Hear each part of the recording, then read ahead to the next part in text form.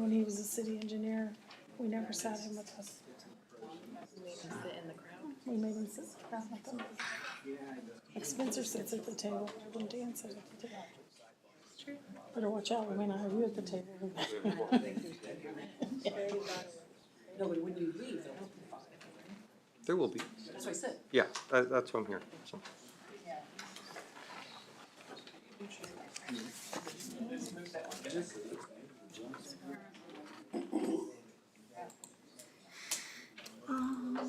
Listen to people.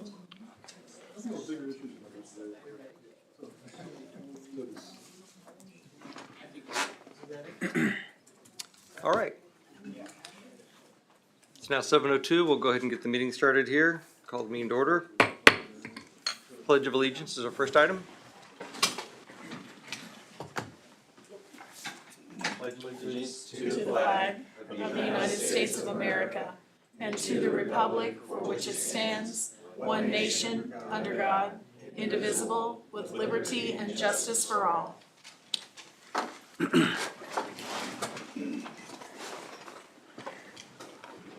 Roll call. Ms. Knable, Ms. Dobson, Mr. Earhart, Here. Mr. Mitchell, Here. Mr. Aravalo, Ms. Dominic, Mr. Sly, Here. Ms. Squire, Here.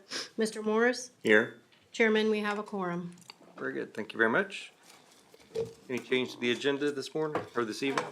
I do.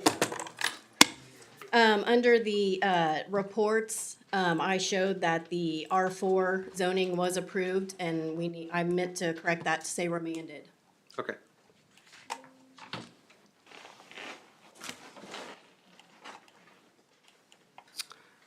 All right, so entertain a motion to approve the amended agenda.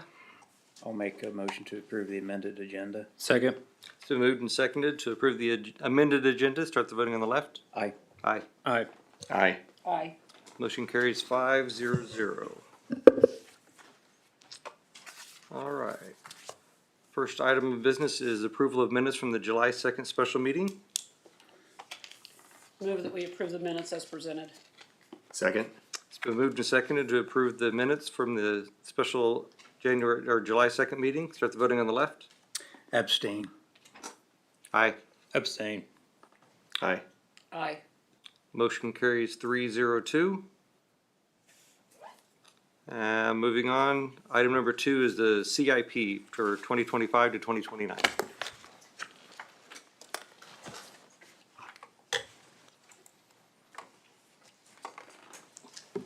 Welcome back. Well, it's good to be back. It's been a while, about a year, I think. About a year.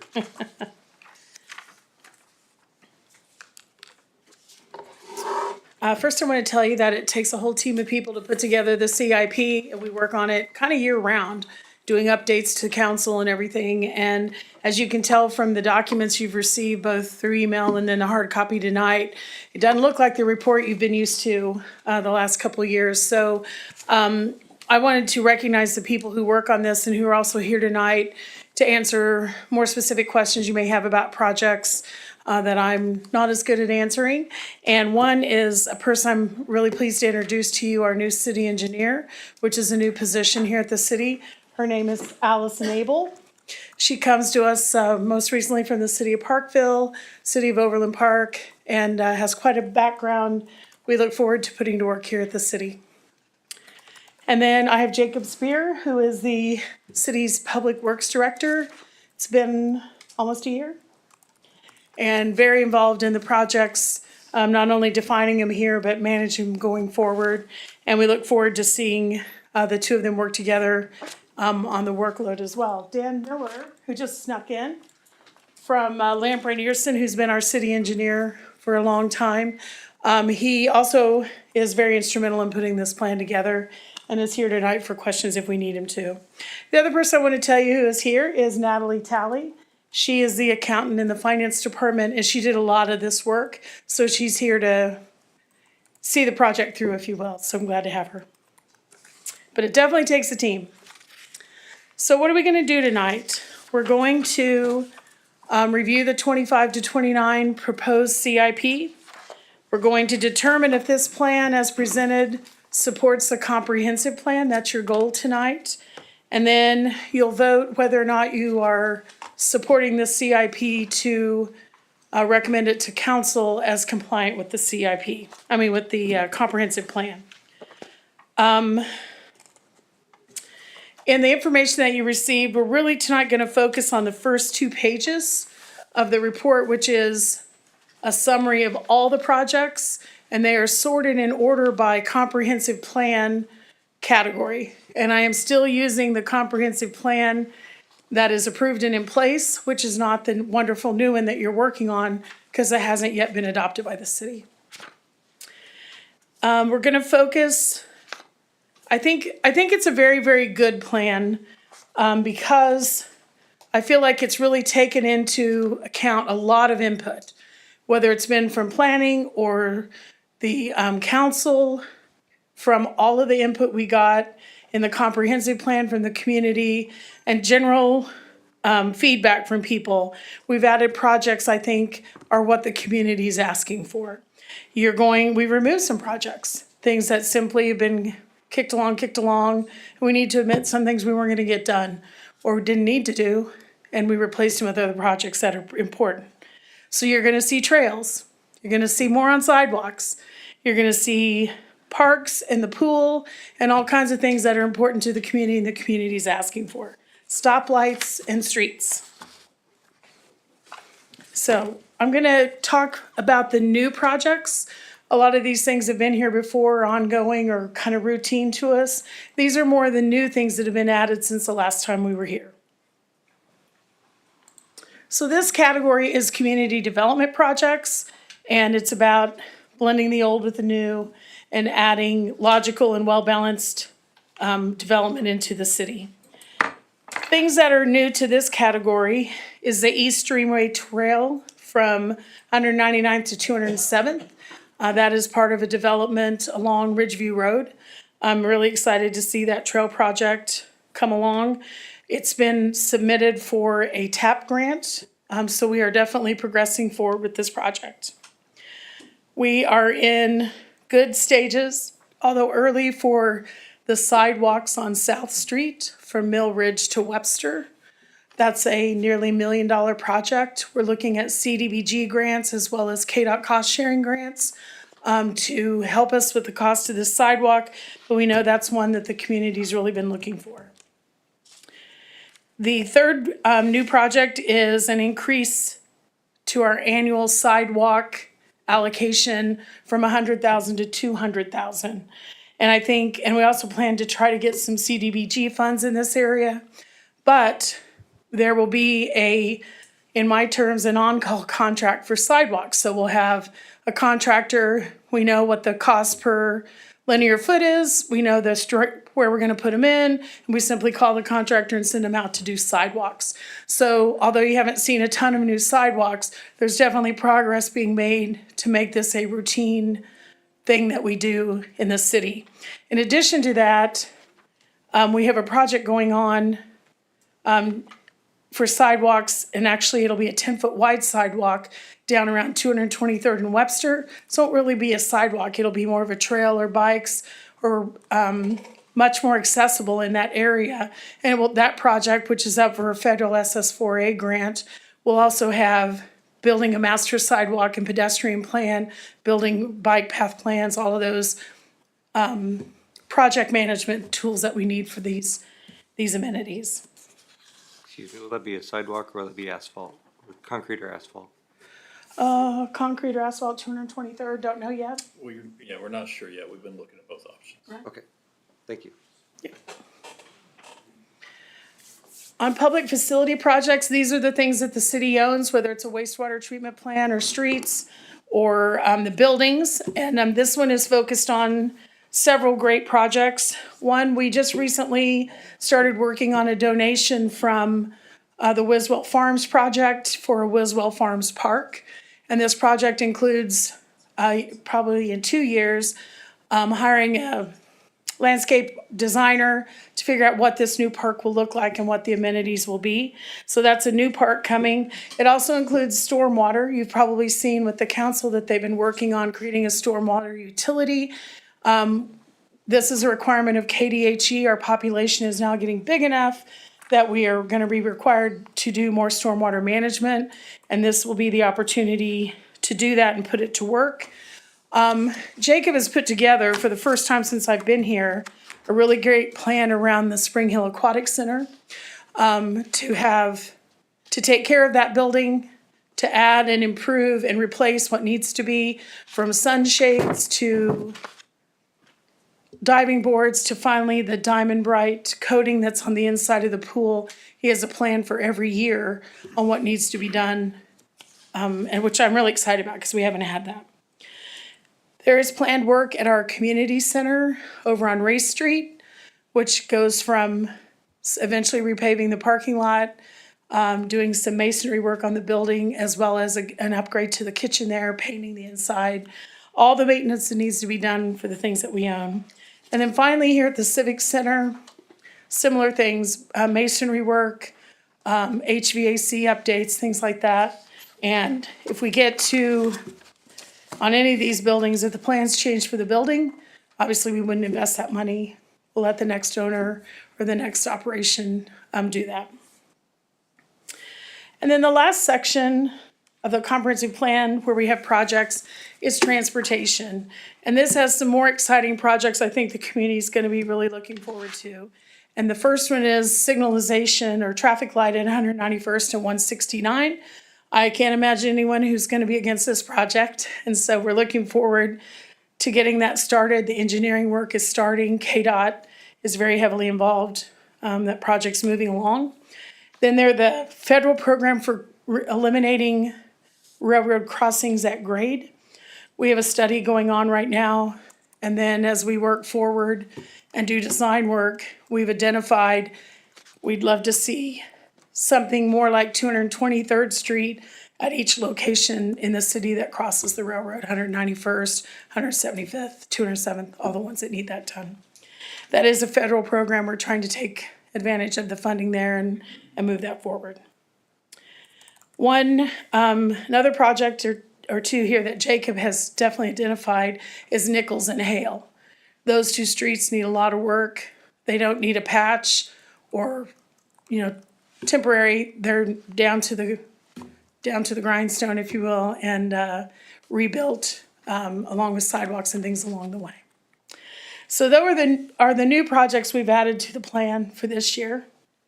I'm sorry, not for this year, for this plan for the next 5 years. So what kind of questions or discussion would you like to have?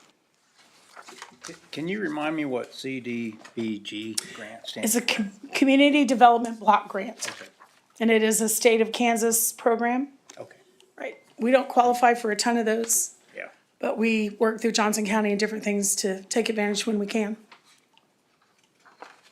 Thank you. You're welcome. Well, with that, I guess you don't have any other times. I think we've put together a good plan. I know it's a lot. There's about 50 pages of information on projects there, but it's the needs and the wants of the community you're seeing being added to it. Where you have development, you gotta have streets to go with it. You gotta have sewer lines, you gotta have all those things. You gotta manage your stormwater. And the other thing I'm pretty proud to talk about is that we're accomplishing that first year every year. We update council every quarter. We tell them what's happening. They're aware of projects that aren't started.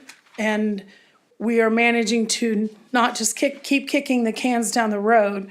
We get things done or reevaluate what we're doing. So I think it's an active living plan that we put together.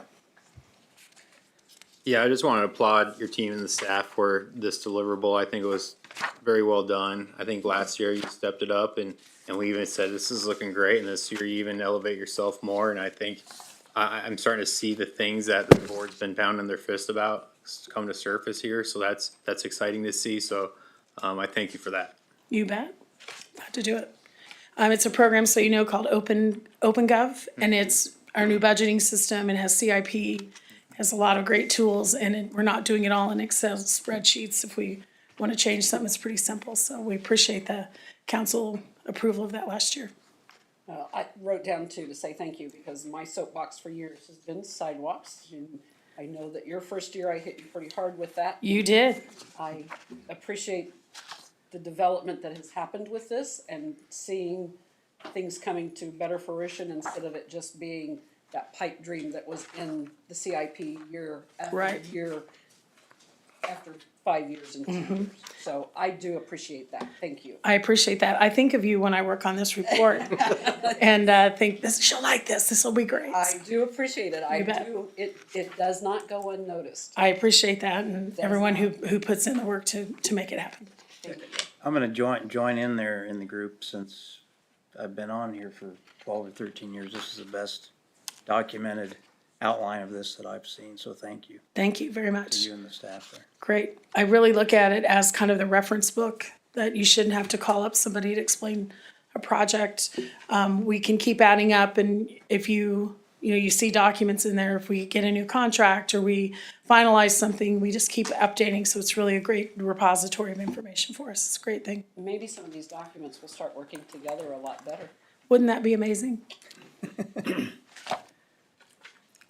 I would reiterate what they've all said, that it's much improved over where we started several years ago, so thank you. you. I appreciate Thank all you. the work.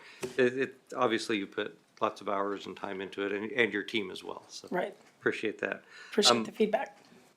The question I had was, for 2025, looking at the total, it's about equal to 100% of our budget, the city's budget as of 2024. What percent of that is unfunded, and what percent of that is that we do have funding tagged for? I'll be honest, I did not, for this meeting, focus on funded, unfunded sources and things like that, because that is the next step with council. And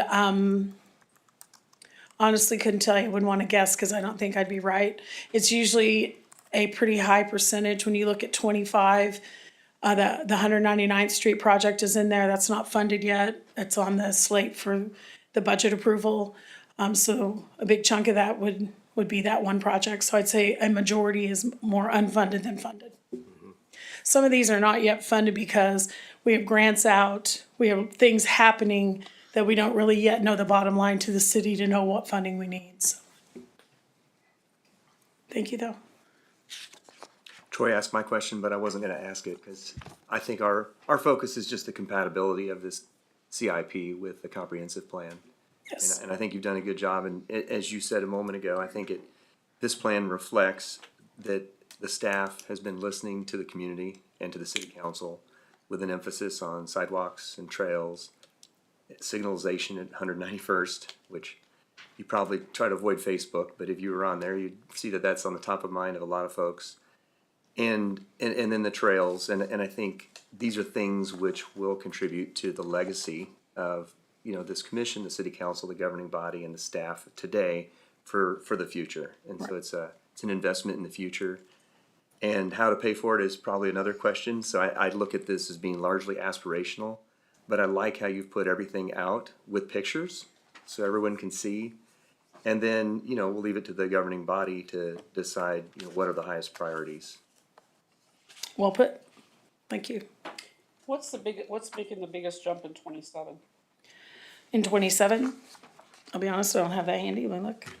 And that would be my only other comment, is I've looked several times. It might be nice to add a calendar that says in 25, these are the projects, in 25, 26, these are the projects. And like you have the reference on page numbers, that's amazing. But it's hard for me to tell and remember what ones are 25 or 26 or 28.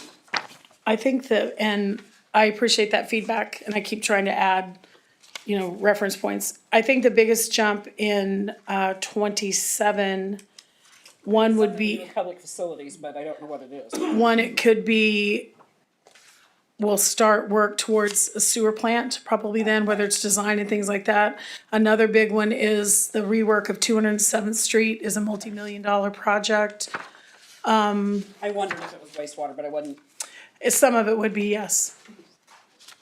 sure how that was falling, because I've had to look. Sorry I did that. I love it, don't get me wrong. No, I'm good, and that's, Natalie's here tonight taking in all those things so we can incorporate them. I purposely didn't focus on the money of things, for this group, but, I appreciate that question and we'll be ready for that next time.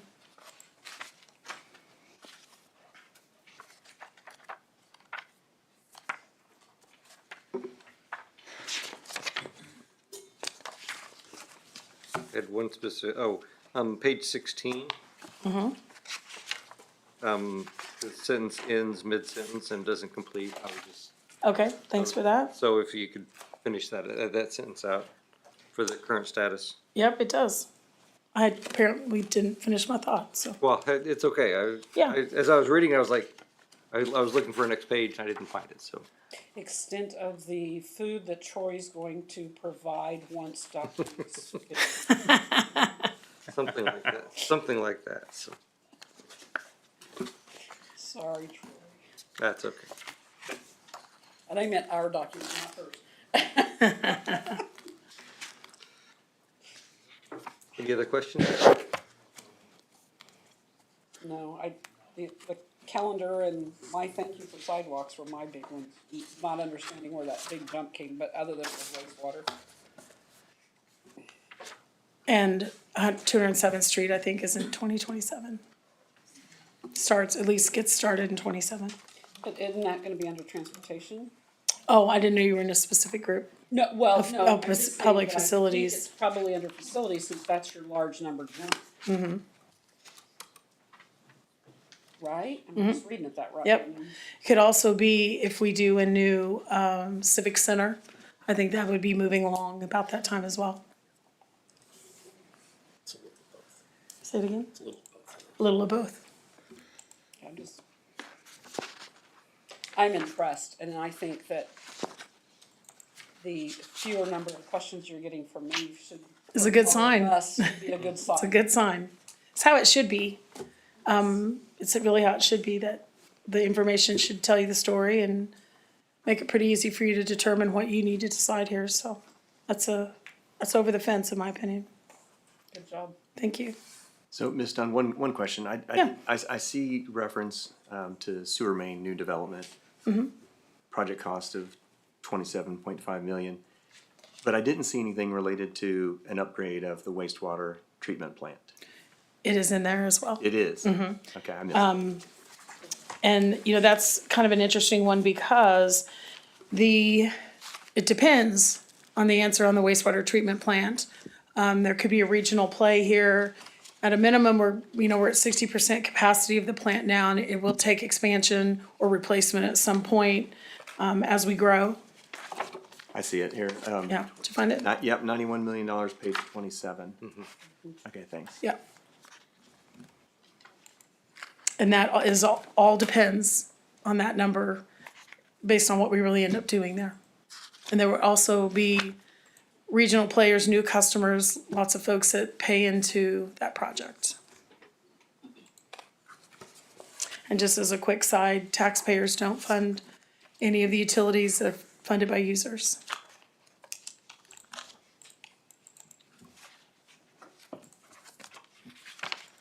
I know one thing that I did have a question about was the right-of-way acquisition for 199th Street for the gas line, the high-pressure gas line.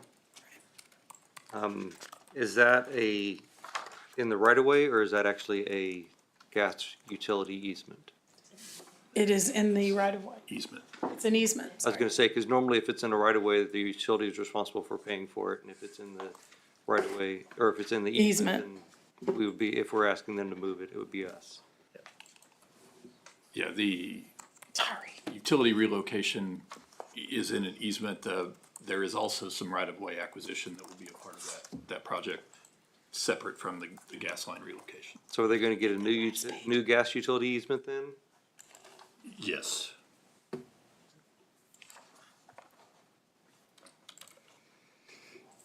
Didn't mean to get in the weeds on that, but I saw No, that. that's and good. It caught my attention, and so I thought I'd ask. Sure. The last one. Yeah, and you do mention in the status, though, acquiring utility and stormwater easements, right?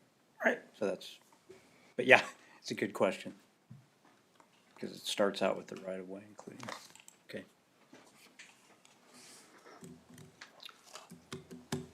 Thank you. Discussion?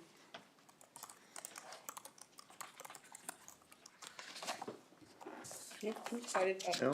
Many of those projects, let's get them going. Let's switch this cart to being after the horse instead of the cart before the horse again. There you go. I think we have a plan to do that. But I think the, you know, where the, at some point, the, you know, the rubber will meet the road on paying for it and prioritizing them. But I think this is a great list, and I think it's very consistent with both the existing comprehensive plan and the plan we're working on. Good. I totally agree, and it meets, what the community wants to as well, with everything that was discussed, so it definitely follows the comprehensive plan, as is, and the future one. It's also a reminder that it's expensive.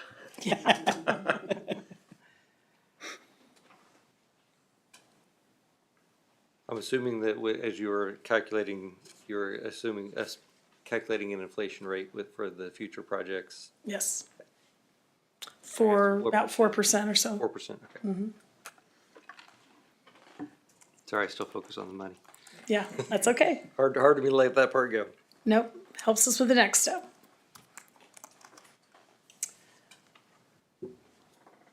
Somebody like to make a motion or more discussion, or? I move to recommend to the governing body that the 2025-2029 capital improvement program follows a comprehensive plan. I'll second it. There, go ahead, Steve. Oh, you got it. It's been moved and seconded to approve the CIP for 2025 to 2029. We'll start the voting on the left. Aye. Aye. Aye. Aye. Aye. Motion carries 5-0-0.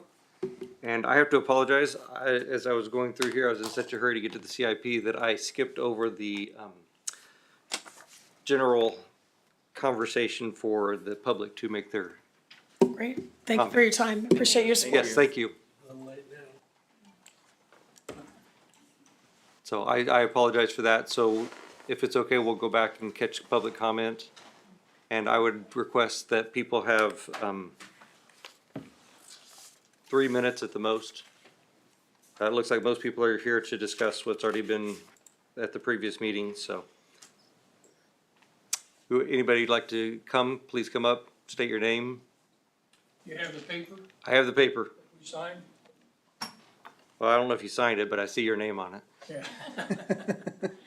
Yeah. Bill Peterman, 19431 West 200th Street. And all I want to do is thank you guys for the last meeting that I was here and the way you voted. Because I thought it was nice that you took the people, your neighbors, your friends, suggestion that they needed to move some of the fourplexes back to the back. 3 years, was it 3 years ago or 2 years ago, you guys voted on it and it didn't pass then? Was it this last month? Was there one time in between there, another time that 3 times? Just 2? All right, 2 times that my neighbors, my friends, people, and let's be honest, you guys don't get paid to do this. And we appreciate it. We appreciate what your decision was. Now, the bad thing is, somebody that doesn't live in our town wants to come in and make $1. Because, there's nothing wrong with it. But why can't they listen to what these people have said? That they don't want fourplexes right out there to create a bad street situation. So the big thing is thank you, but don't let this guy or this company make the decisions for $1 for them. Let's be friends and neighbors, okay? Thank you. Thank you.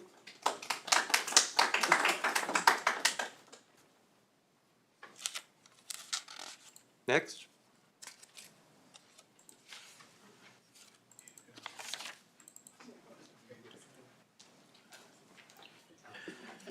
Hi, good evening. My name is Greg Insero. I live at 17200 West 197th Place in the Ridgeview,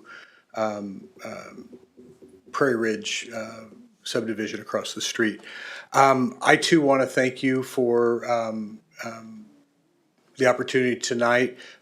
City Council remanded this action back to you to gather more information. I, for one, am very interested in hearing the additional information, and I'm hopeful that it will answer the questions that at least I've been asking since the first time I was involved in an effort to rezone the area across the street for apartments and dense housing back in 2019.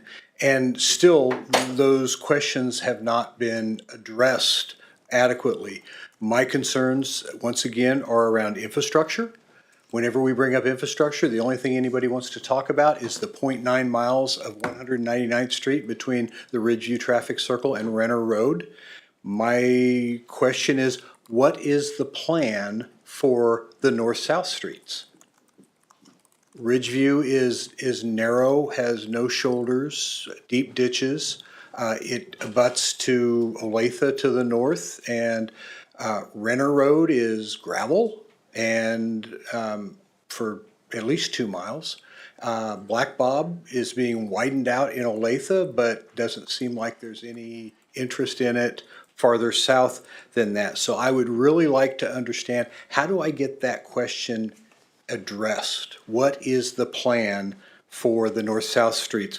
What is the plan beyond Renner Road? Are we just gonna make a super four and then drop it into the narrow 2-lane with no shoulders and deep ditches?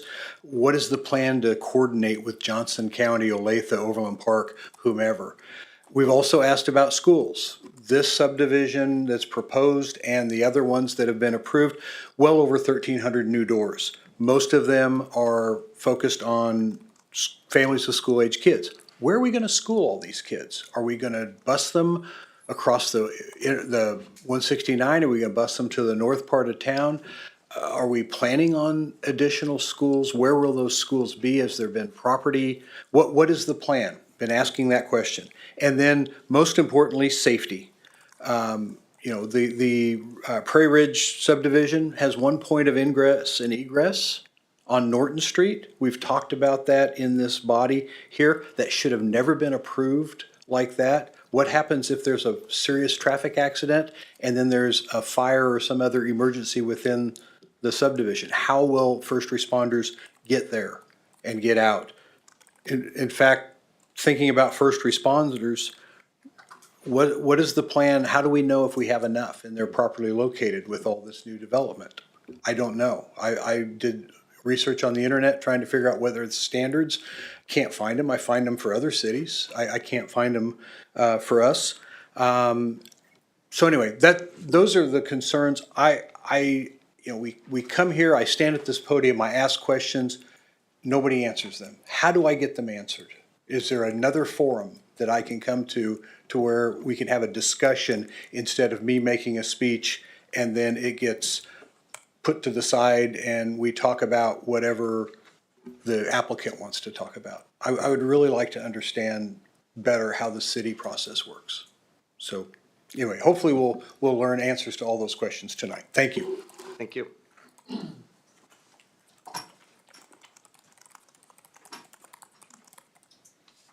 Jonathan Roberts, 17226 West 198th Street. And I'll reiterate what I said before, is that it's foolish to think that there's not going to be development here. That's without a doubt foolishness. But I think that your residents, as I said before, those people that have an investment in your community can expect good planning. Not seeing it. I don't recall seeing 199th Street on the CIP plan. Maybe I missed it. It is. Okay. It has its own whole section. You're eating my 3 minutes. Okay. Put Oh, that sorry. back. But the point there is also that one of the things that's been said is that this isn't gonna happen overnight. These apartments aren't gonna be built. But by the same token, neither is the infrastructure. And the plans for 199th Street are close to 8 years old. That project was started a number of years ago, never finished. And saying there's plans sounds empty to those of us that live there. Because we're the ones that have children driving on that road. We're the ones that live with the one entrance on the road, for which this subdivision is gonna come right across from, which is gonna create additional problems, which I haven't seen that identified at all either. So I think that, the point you're gonna hear over and over is about infrastructure. It's not there. And it's not there for this subdivision, it's not there for the next subdivision. And I think that all we're asking is that we see good planning, we see some progress in that area before we start adding, loading up the road like 199th Street that's not prepared for this. So thank you. Thank you.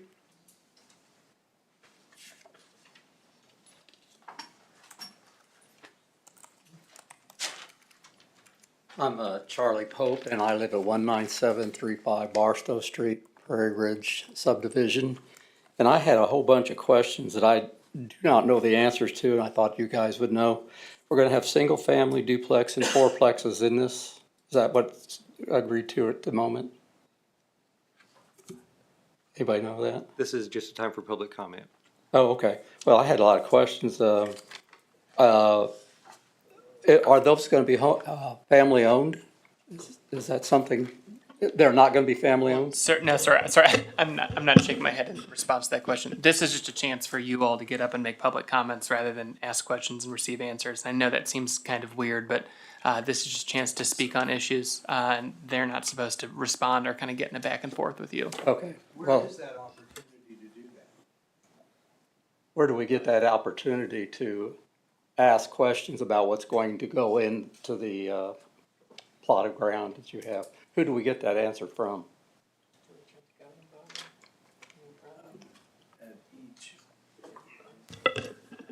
When the preliminary plat and the final plat are brought into the, because these are planned districts, when each one of those are brought to this body and then the governing body, and that would be the time that a lot of those questions may be answered.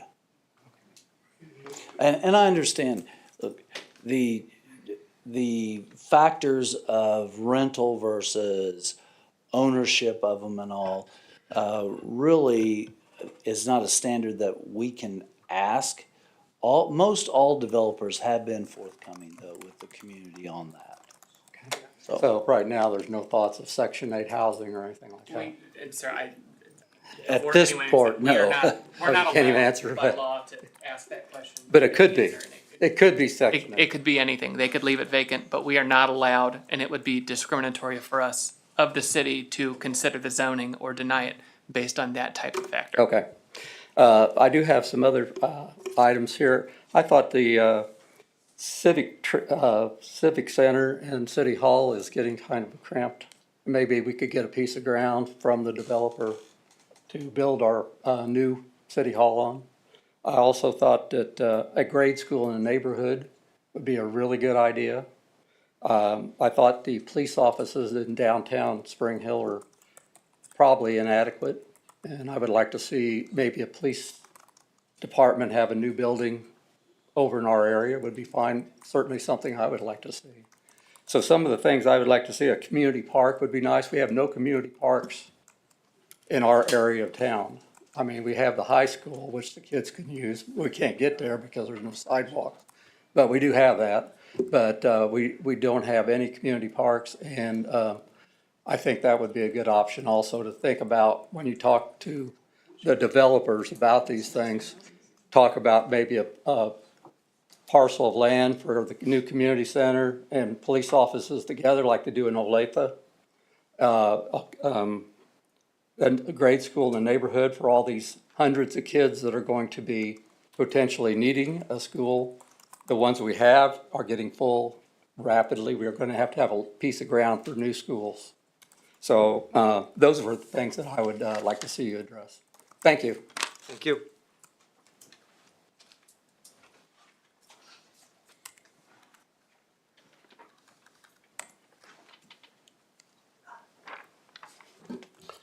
My name's Carl Nybert. I'm at 17232 West 198th Street. I'm new to Spring Hill, so this is my first meeting. And I do applaud the council for not recommending the approval last time, from what I understand. And to me, since I have lived in a number of areas and I have heard some of the concerns that have been raised. To me, it's not theoretical what has been said so far because I'm familiar with real estate development, have had properties of my own, and have seen this same scenario play out many a times. Matter of fact, in the last location I lived in Lake St. Louis, the exact same thing had played out. The difference being, though, is that they actually were a little bit more proactive, which I think this council is actually trying to do also. But when the developers were coming in and they were trying to play the game of let's get rich fast and throw in R4 right away without even offering the additional offers of buffering and offering some additional land options like some park and things like that, and then addressing the fact that when you have even a 3-story apartment, you could be adding 500 doors just like that, which is going to totally change the road plans and everything that you had just mentioned. It completely changes everything, especially when, and I'm sure it was not from you guys, but when you have an area that has one location in and out for EMS, that is just asking for problems. And so not having any clarity from a developer who's wanting to come in and blindly saying, yes, we can go to an R4, to me is just saying to a city council, come in, take advantage. We have no comprehensive idea of what we're going to be doing. I know that's not you guys from everything that has been said so far. So my hope is that, again, you are going to be asking for that clarification and continuing to vote no until they provide that type of clarification and not post facto.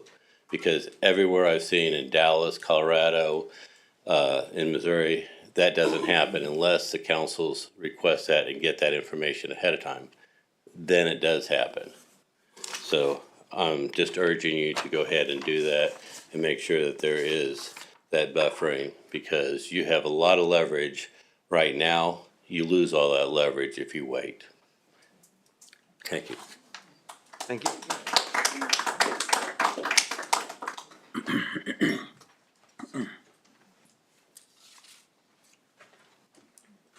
Good evening. My name is Wayne Bennett. I'm 17119 West 197th Terrace, Prairie Ridge subdivision. I really wasn't prepared to speak tonight. Did you ride your bike here? I did not. But I did ride Sunday down 199th. And once again, I was scared to death. Do me a favor, when you guys finally do put in a sidewalk or a trail, will you name it after me when I get creamed by a construction truck? Unless I get hit first. That would just be my legacy for the city. Joint name, okay? I wasn't prepared to speak tonight because, to your point, you said that we've talked about this before, and we have. We talked about it 2 or 3 years ago. We talked about it July 2nd, and hopefully you'll notice that there's more people here tonight. Because one of you said that there's been times where the community doesn't participate. We're trying to participate. We know that you're going to follow the points of the Golden Case, as you so laboriously pointed those out to us at the last meeting. But hopefully you're listening to us. And we're trying to be respectful. I appreciate what you guys do. I'm tired. I can only imagine that you guys are doing your full-time job and then you gotta come here and listen to us bitch and moan all night. But we don't want it there. And somebody thanked you for shooting it, the R4 down last time. But if you notice on page 2 of your itinerary, you approved all those other rezoning changes. You made it even denser. And so I don't thank you for that. Thank you for not approving the change to the apartments. Why would the city council remand it back to you guys? I was at that meeting. I'm trying to participate. So whatever I can do, tell me. Tell me what commission or anything I can serve on. Don't want to, but I will if that's the only way to effectuate change. Why would the city council remand it back to you guys? You guys voted unanimously to vote it down. And one of the city council members said, you know, we rely on the expertise of the planning commission. If they said that. And yet, you voted 6-0 to shoot it down, but that wasn't good enough for them. They, in my jaded mind, they want to approve it. And they can only stand behind you guys once you approve it. So I'm asking you, please don't approve it again. Just listen to us, please. We don't want it. That's really all I had to say. I probably could say a lot more, but I just want to repeat what all of us are feeling. Some of my neighbors are here tonight and they may not speak. It's hard for us to speak. You know, we don't always know what words to choose, but at least hopefully their being here tonight is an impression upon you that we just simply don't want it. You know, put in the infrastructure. Give me a lane to ride my bike on. I don't want to die. Thank you. We don't want you to die. Thank you. Next.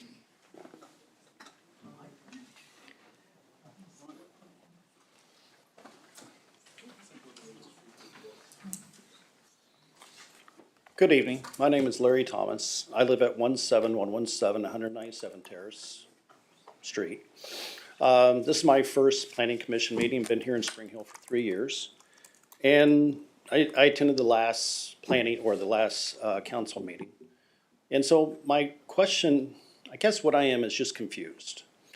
When you drive down 435, down Lenexa and Shawnee, you see all these big rows of apartments because it's easy access and they have built the infrastructure around it. What we're talking about tonight is building apartments at 199th Street in Renner. There's really no access. There are other areas within Spring Hill that we can build these R4 apartments.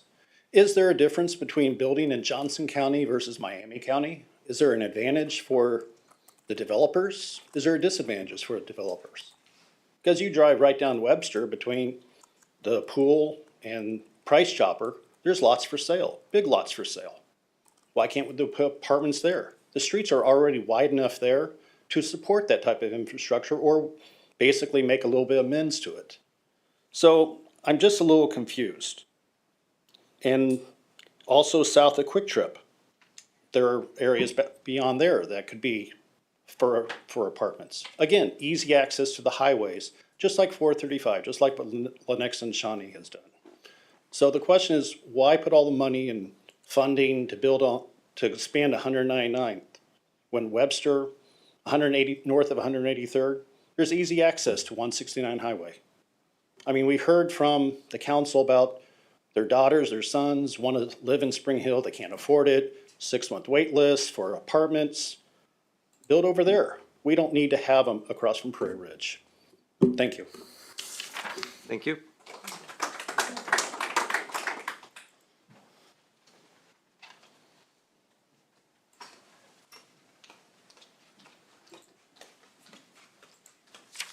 Joyce Heil, 19710 Barstow, Prairie Ridge.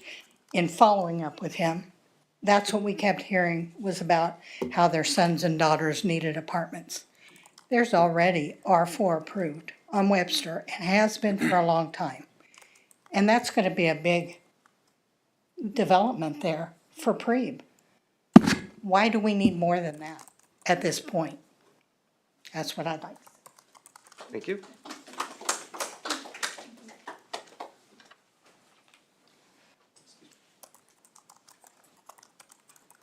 Good evening again. John Pullman, 19807 Barstow Street, beautiful Spring Hill, Prairie Ridge subdivision. So I'm sorry that we're here to talk about this again. I would like some clarity possibly from you. It'll impact, hopefully I'll say less. When this was sent back to the Planning Commission for more information, it's what I heard the mayor say. Are they going to be voting on this again to recommend approval or rejecting? That's what's before them. Okay, just making sure. Trust your guts. You did the right thing last time. You'll do it again, I hope. thank you for your time. I appreciate the dedication and how much you care about this community. We do too, and we want to stay. We want to keep it beautiful. Doesn't need to be a little OP. So, thank you. Thank you.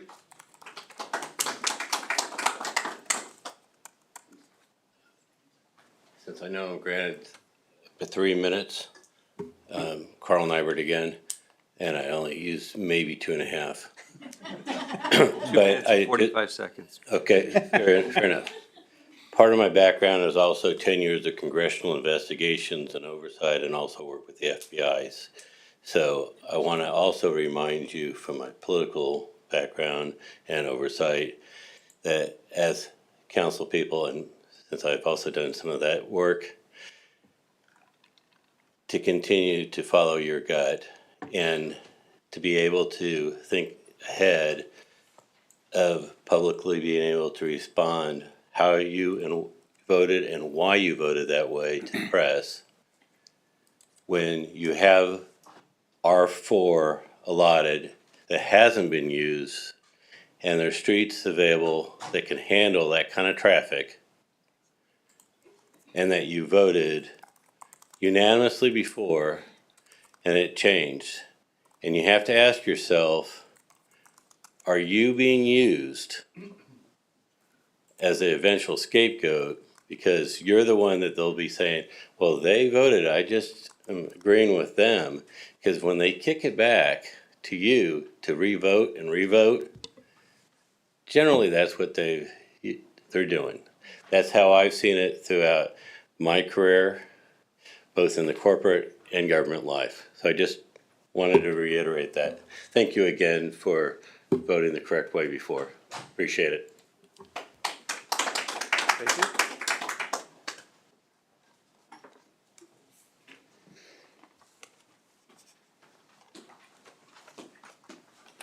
Hello, I'm Adam Nelson, 19709 Barstow Street, Spring Hill, Prairie Ridge subdivision. It's good to see you all again. So short turnaround, it seems like. I'm just gonna reiterate a lot of the things that we've already hashed. I mean, why not beat a dead horse a little bit more? You know, the infrastructure, 199th Street, you know, that's been one of the main concerns as far as safety goes. Another thing was brought up just tonight going over the CIP plan is wastewater. You know, we're gonna have 1,300 homes.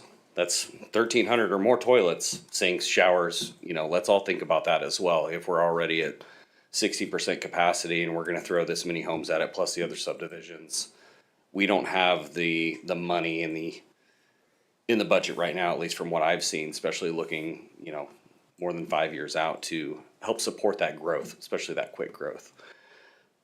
But let's let that not take away from the point that R4 is totally bad for this area. And that is mostly because, for one, it's more of a country setting, you know, as all of us hoped when we came to Spring Hill. I made this point the last time, you know, that's why I moved out here. I'm sure that's why a lot of you people moved out here as well. You know, we wanted a little bit of the country to get away from the city, to have that small town feel. Throwing R4 in here with no access to any of the roads, it's going to create, I would say, a dense urban environment out in the country. We're going to end up with a lot of people trying to exit on a small country roads. We've got dirt roads around there. It's going to create chaos. I'll also reiterate, you know, the schooling, you know, our schools we've got some new schools, but those are going to fill up pretty fast with all the developments that are going in. So it's just a little bit too much, too fast. You know, growth for the sake of growth is not the right growth. It's not well-planned growth. It's not healthy growth. We can take a lesson from Gardner. They grew way too fast. And I would argue to say that a lot of it was poorly planned. If many of you have been through there, it's a disaster. It still is. They've done a ton of improvements, but they also have the wrong densities of housings in the wrong area with the wrong infrastructure and the wrong types of commercial to support those residential populations in those areas. So just something to keep in mind as well. Again, thank you all. We appreciate what you do. Just to reiterate, you know, you all do a great job, and we know that it sucks coming up here and listening to all of us complain and moan, especially over something that I would say, did so eloquently the last time. So appreciate everything that you do. Please stick to your guts, stick to the same decision. You know, you didn't make the wrong decision. You guys are listening to us, you know, and you're doing what's best for Spring Hill. And I truly believe that, so, thank you. Thank you.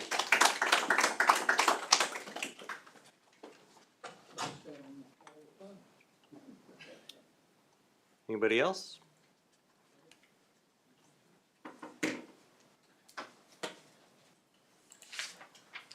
Got here just in time, Rodolfo.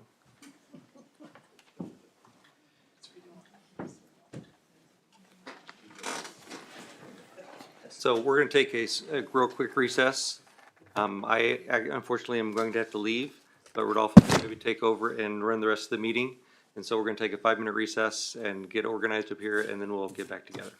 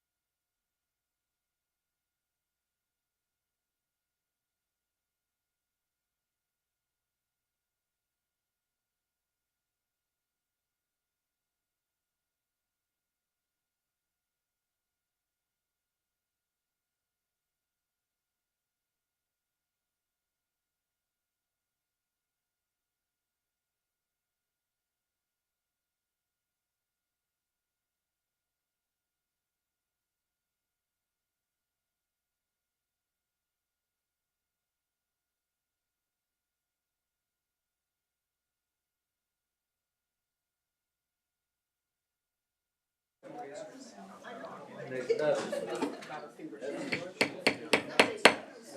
like to call the meeting back to order and in session.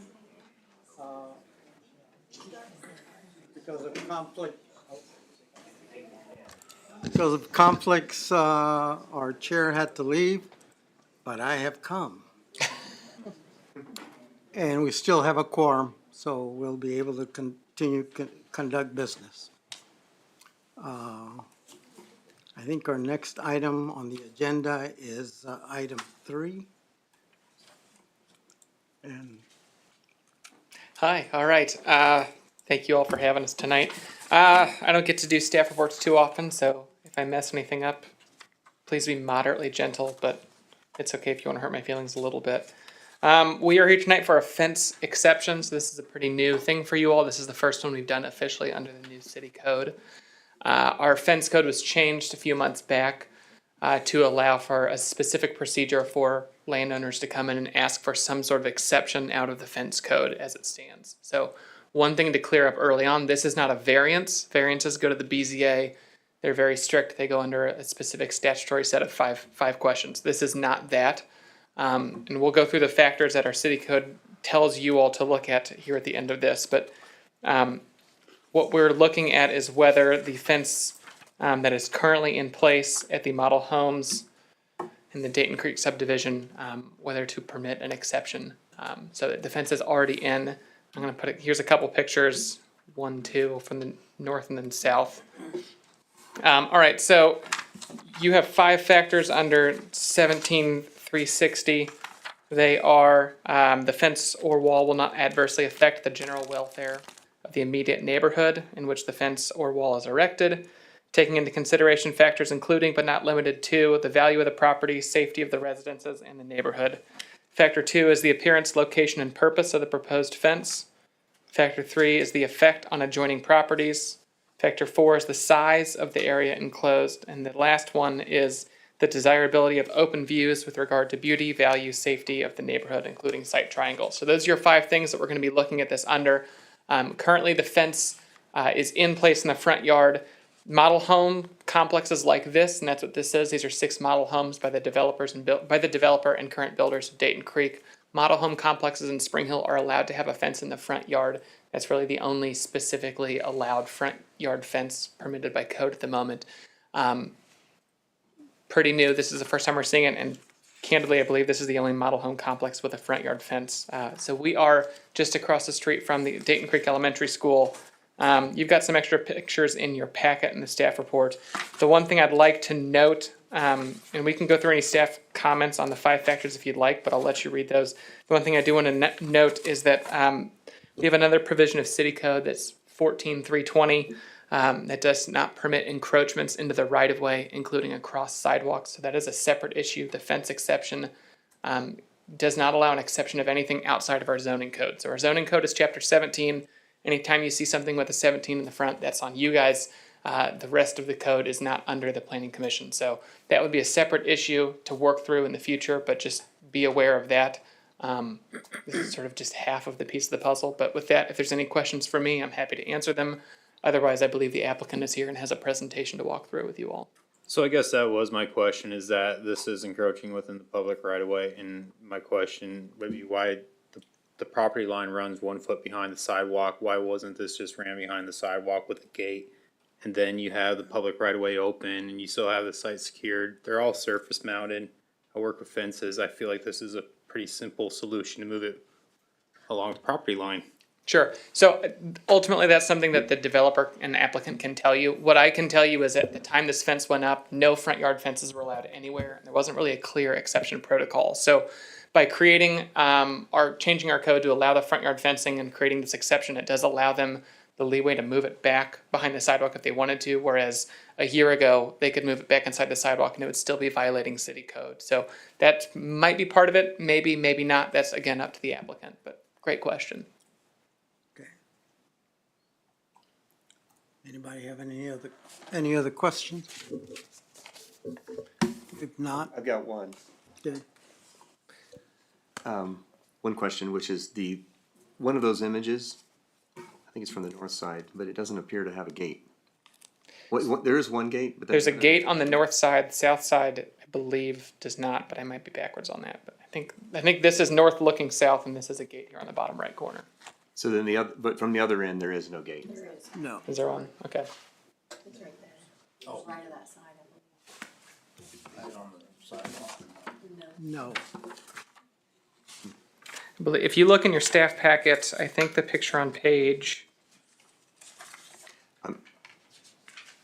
3 shows the south corner of it, and there's no gate there. Yeah. This larger one. And also, if you don't want to just ask me questions, our codes enforcement officer Brandon is here tonight, and he is much smarter than me on these things. So you're welcome to ask the expert if you'd like, not to throw in the fire. But that's him. I guess for ADA and code purposes, does this need to remain opened for accessibility purposes? And if it's not accessible via the sidewalk, does that have to be signed early on at a crossing? So there is a sidewalk here. I just backed up. There's a sidewalk on the other side of the street. So ADA wise, that should be clear. The Right. other aspect of this, to the north of these, there's no houses development up there. So this is, at the moment, this functions the sidewalk ending 6 houses south of where it would otherwise. As the development goes further, that would be something we'd have to consider with ADA of gates that need to be open and making sure those are accessible to anyone who would qualify. In this letter, though, it talks about they've been given a code to access the sidewalk, to access the gates and then use the sidewalk. So are they being encouraged to roll or walk or ride out into the street and then access it from the driveways and not by the sidewalk? It's a good question. I'm not sure from a staff perspective, but Read this one. that would be an excellent thing for you all in a fact-finding capacity to discuss and kind of make a decision on. But you said the applicant has a presentation. The applicant is here, so you can also ask And then this one them. talks about crossing the street. So I don't know. Yeah, I just questioned some of the accessibility items on here. I feel like a gate at a sidewalk, especially a dead end, I think would make sense, at least in my world. And when you're not supposed to be designing dead end corridors to begin with on any aspect in the world of planning. I think smart planning, good planning, let me back up, would be a gate here of sorts. So we don't have to worry about that dead end corridor situation. You know, we it goes back to the single entrance going into our subdivisions, right? We need to have a second way out. Anything else for me or any other members of staff? I mean, Jacob's here too, so you can, Public Works questions, this is your one opportunity to ask staff all sorts of questions. This might be a question that can't be answered, but I saw there was a lot of emphasis on safety for the realtors and the people who are working at the model homes. I would question how much of a safety enhancement a 4-foot high decorative wrought iron fence provides. As far as, in the links, I read the links and they're horrific articles about realtors being murdered, but none of those would have been saved by a 4-foot high decorative fence. So I don't really get that argument, but unless there's something I'm missing. Yeah, great question for the applicant too, yeah. But, as with all fences, there's a deterrent effect with home security, making your house 1% more difficult to break into. That's why, you lock a storm door maybe that is all glass. But, yeah, the applicant can speak further on that. All right. I will turn it over to the applicant. Would you like to come up? Yeah.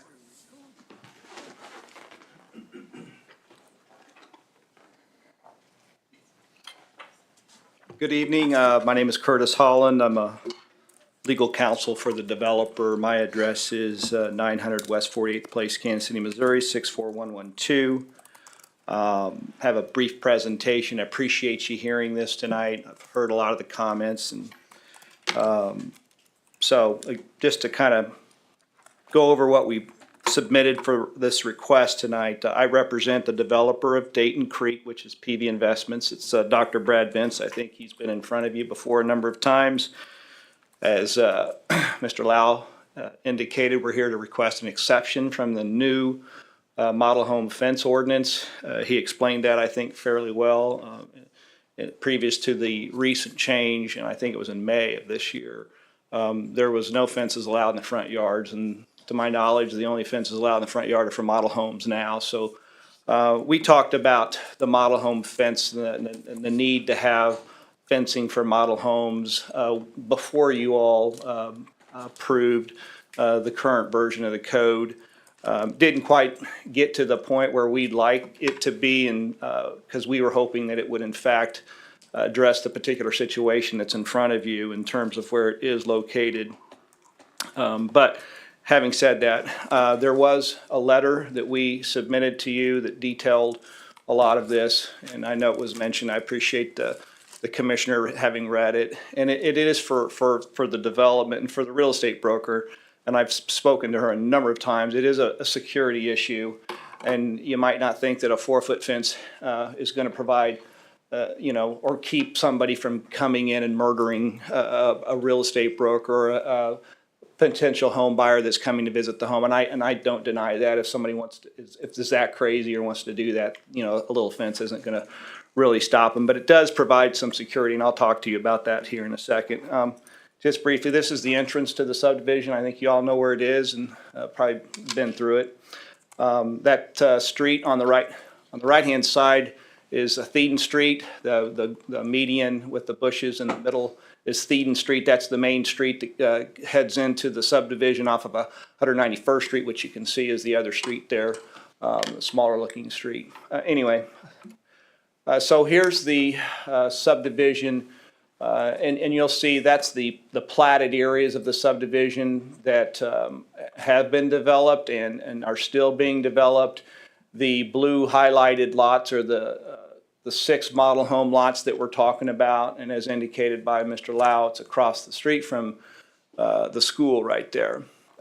So just to try to orient yourself to where these lots are in regards to the subdivision itself. The green land, there's more land to the north that has yet to be developed. Though there are some plats that have been approved by the city. The ones that you see here, the school is for reference is in the 6th plat, and then the lots to the east side of Thieden there are 7th and 8th plats. 7th plat is being developed now.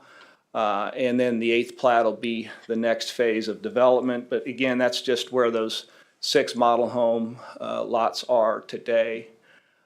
This is a zoomed in picture of the same lots. The lot at the far end, the top, the north end rather, is the sales office. That acts as the sales office, and where Weichert, who is the real estate broker for the subdivision, Lisa Rader is the main broker. That's where her office is in that first house.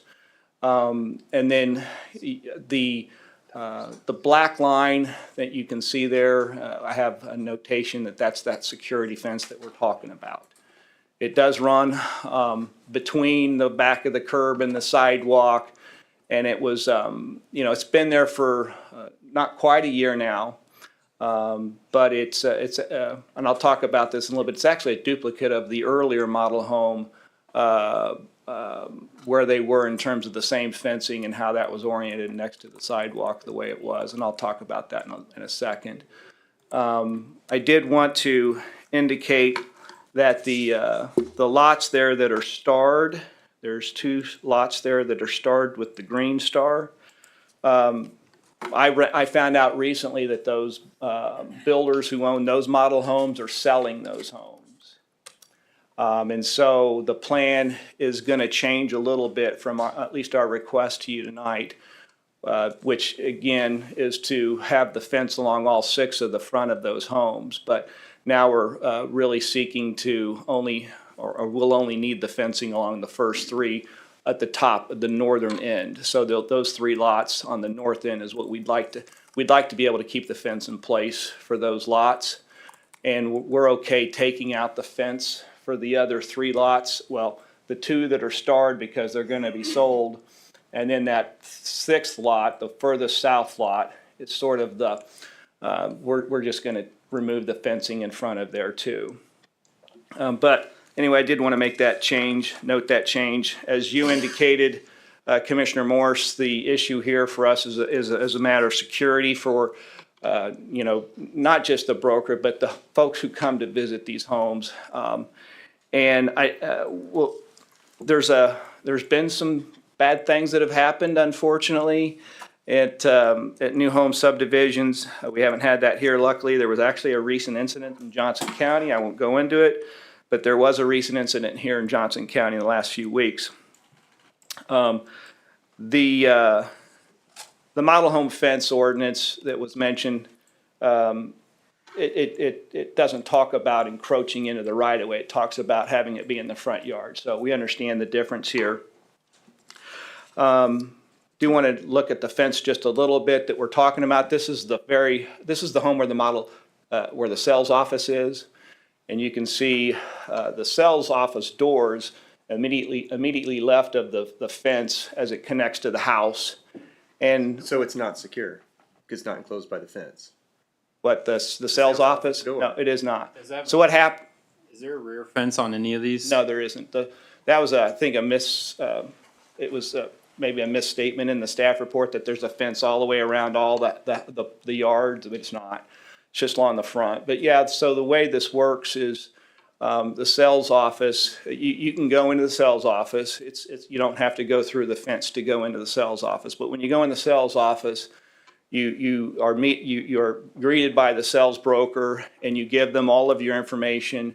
They write down your name and who you are, and they sort of look at you and hopefully you sort of, give you information about the homes and so forth. But so there is a vetting and information gathering at that entrance there. There is a gate also on that corner down by the end of the sidewalk.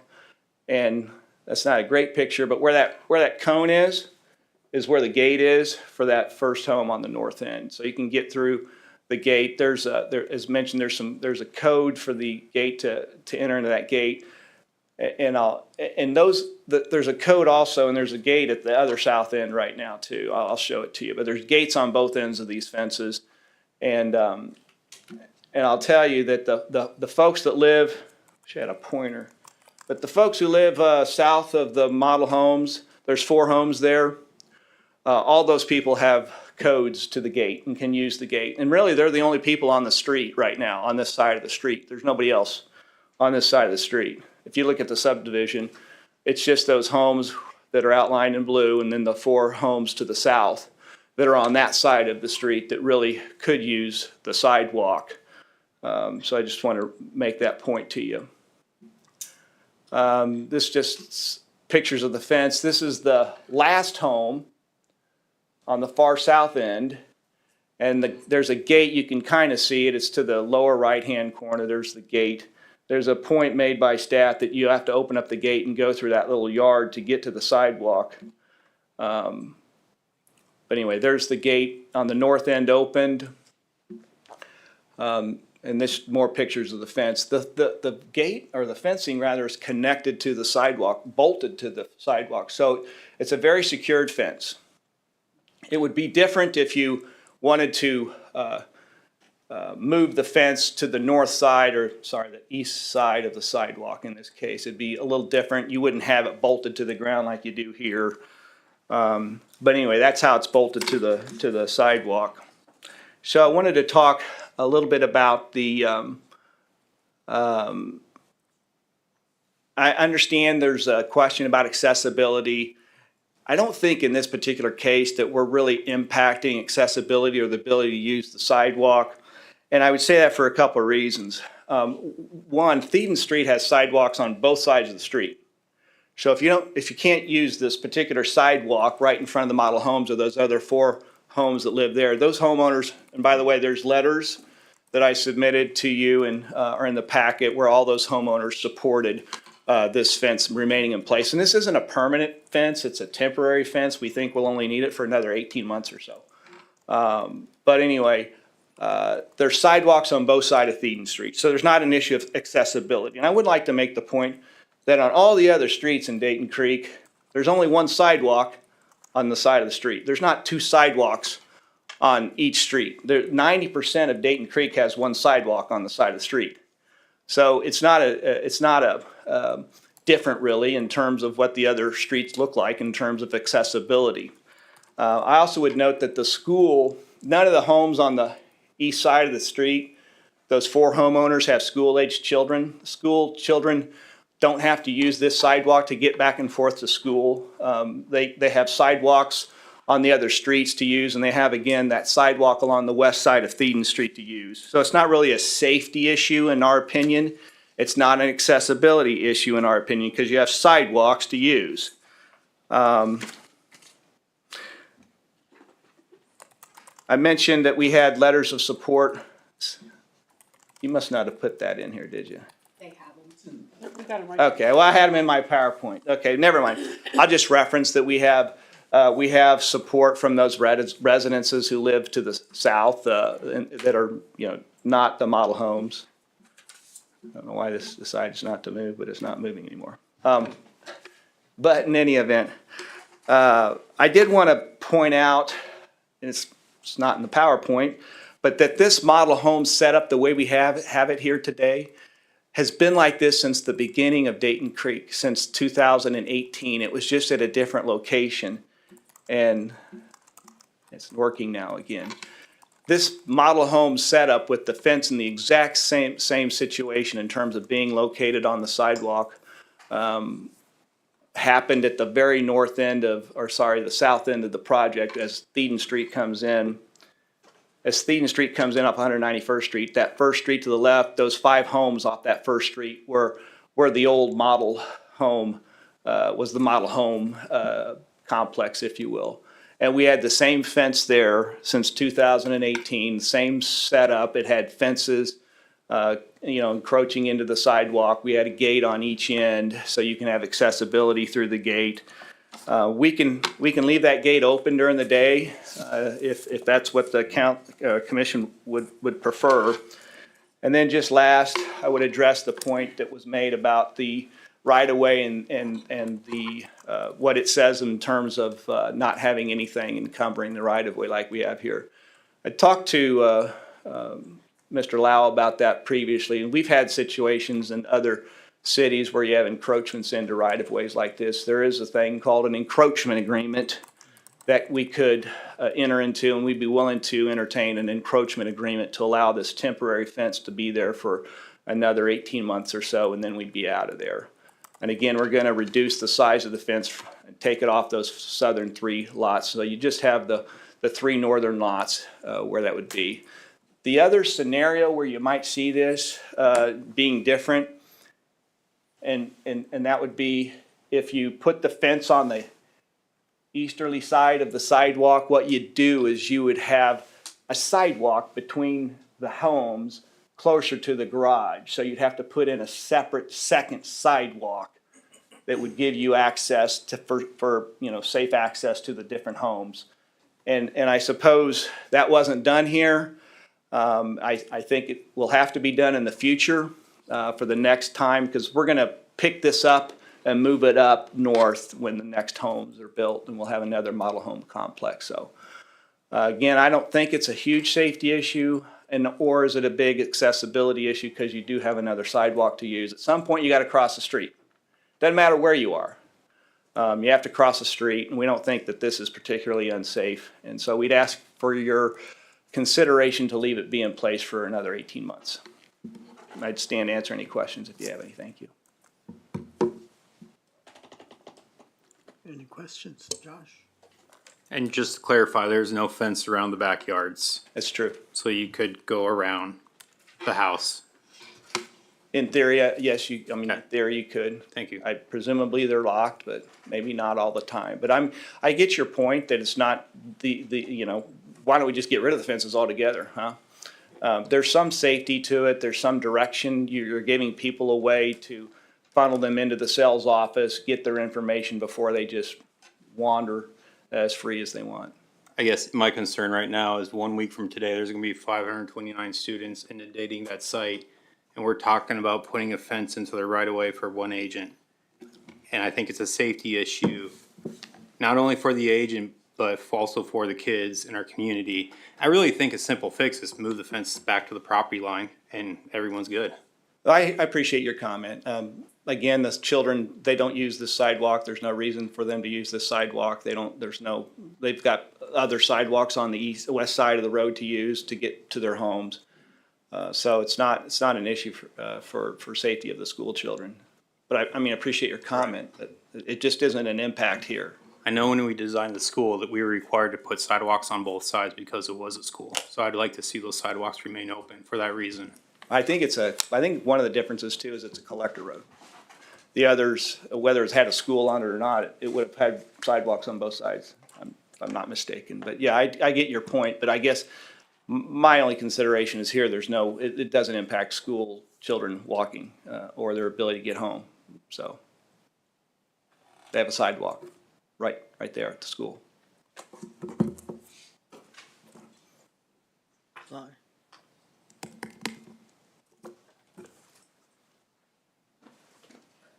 Well, thank you. Appreciate it. Thanks. Thank you. Any further discussion?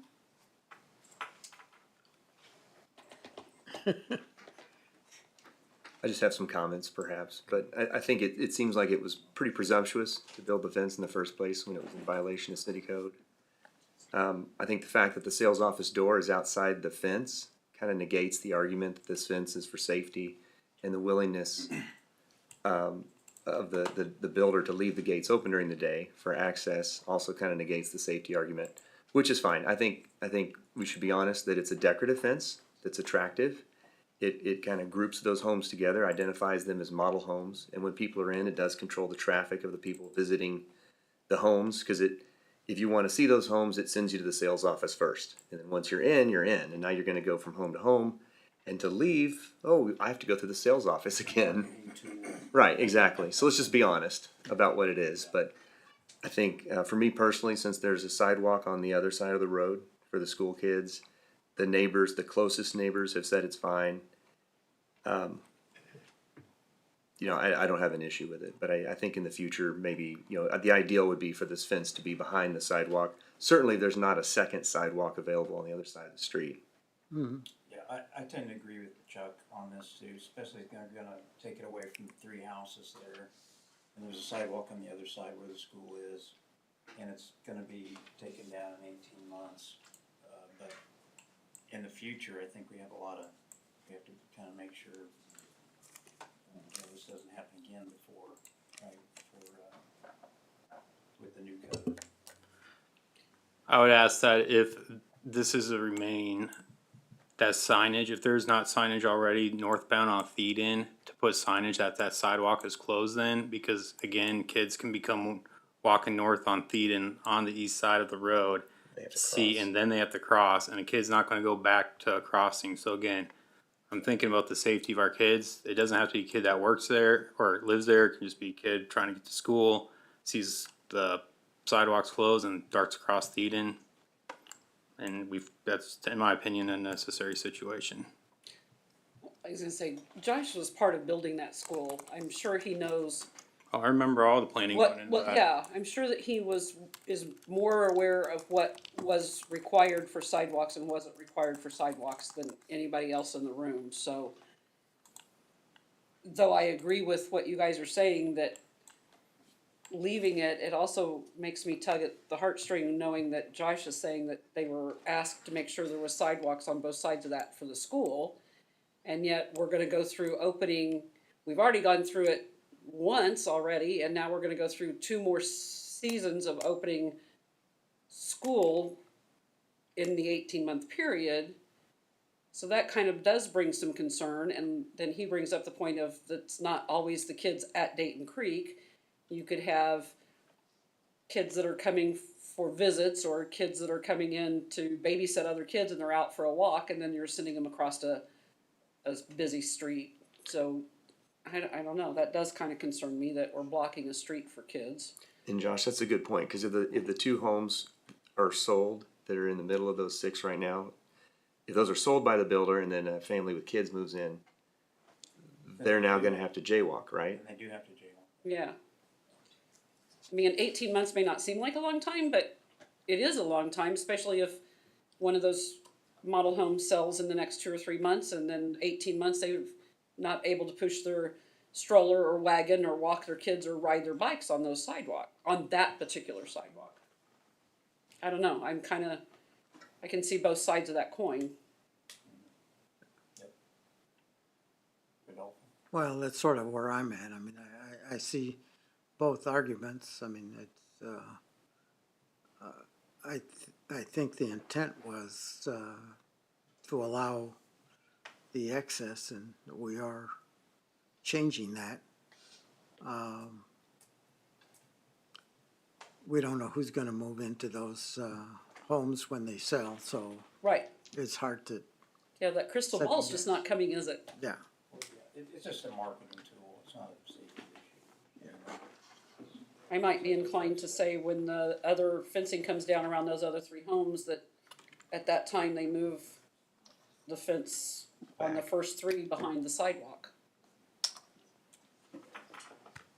Well, I think the issue is that if we were to decide to leave it the way it is, that the next time they need to ask before they install. Yes.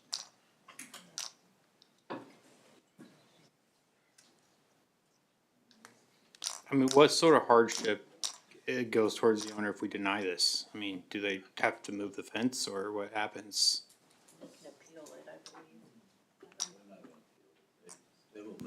There's an appeal right to the governing body under the code, if they choose to exercise that or not.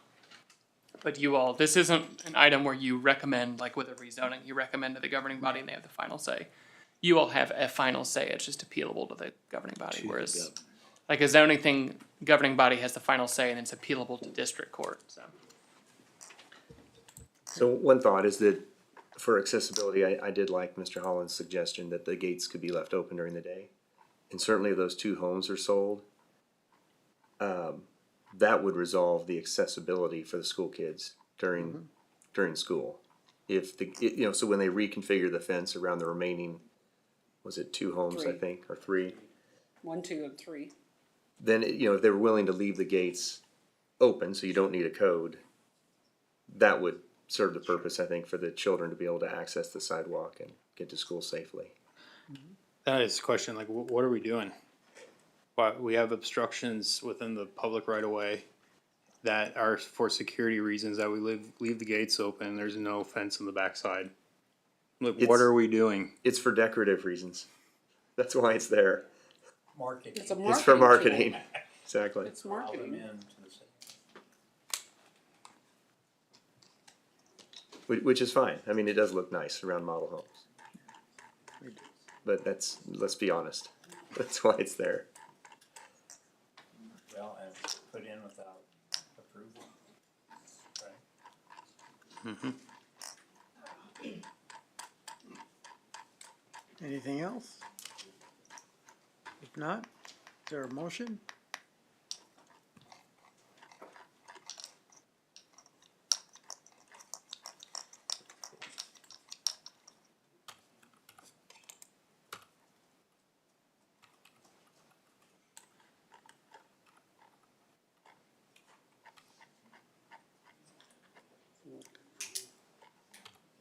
Gotta move it along.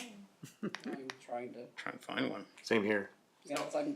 The motion's on the last page of your written staff report, but it would be a motion to, and actually that's, I'm gonna change it. It'd be a motion to approve or a motion to deny the requested variance or the requested exception. And that's good enough. If you wanna put on conditions such as Ms. Squire's idea to bring it down at certain points, you're welcome to do that. That's up to you all, but yeah, it's not a recommendation, just a motion to approve, motion to deny.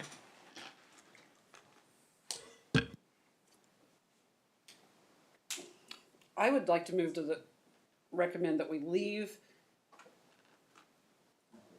the model home fence in place until they move the 3, 4, 5, and 6.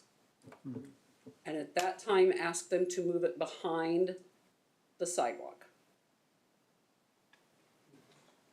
And real quick before we get a second, Ms. Squire, rather, you said move to recommend. It's not a recommendation, you're just moving to Just do it, move. so. Sorry. Okay, Used to that, okay. yeah. I would move that we would ask them to, at the time of removing the fence on 4, 5, and 6, to move then homes 1, 2, and 3 behind the sidewalk. So then they're doing all of the fence moving at the same time. But then remember, that will require them to then install sidewalks so that the people visiting the homes Re- can. Really quick, Ms. Morse, Mr. Morse, before we get in, I'm gonna clarify, the motion is to approve. Table. Motion on the table is to approve the exception until those homes that were discussed by the applicant are sold, at which point the fence needs to be moved inside the sidewalk, is that correct? Well, I don't even care if they're sold until they're ready to take that fencing down. Okay. That's the motion, is there a second? And then, Mr. Morse, we can discuss the motion, is there a second? Second? Any second? And that's okay if there's not. Did you guys second it? So it dies. It's fine. Yeah, once, twice, three Once. times, all right, the motion dies for lack of a second. Twice. Okay, we're open for another motion. So to be clear, your motion was to allow the exception until they do this fence in the future, at which point we want it to be behind the sidewalk. Until they're ready to, until they're ready to remove for homes 4, 5, and 6, because 4 and 5 are up for sale, and they agreed that they would take 6 down. Right. So whether that's when the homes go up for sale, because they're gonna want that fence, I would think they would want that fence down for traffic to go in and out prior to the homes being sold. Take it down. Can I move to deny it and have them move the fence? Be done. Absolutely. I move to deny the variance request, application, whatever that was. I don't think there is anything attached to Yeah. it. Or a second? I'll second. Okay. Do we do a roll call or? All those in favor? Aye. The motion to deny. Aye. Aye. I'm gonna go with nay on this.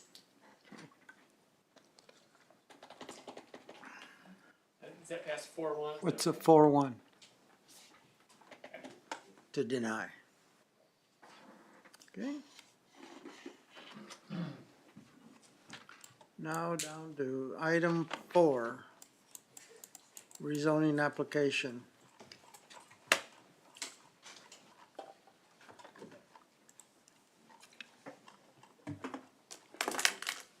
Yeah. Good evening. This was remanded back by the city council to the planning commission. It is a rezoning request to rezone a parcel for, to an R4. A couple of members weren't here. I can go through.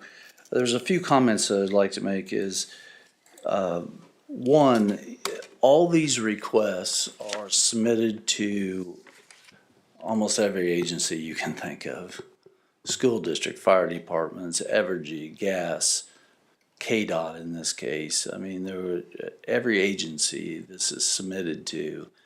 The county even was submitted on this due to 199th Street. So if there were concerns that were, there was a couple of people that had talked about EMS and all, and we did not receive any concerns on that. So I just wanted to let everyone know that this is sent out to everyone as well as staff and engineering and so school districts, everyone gets this.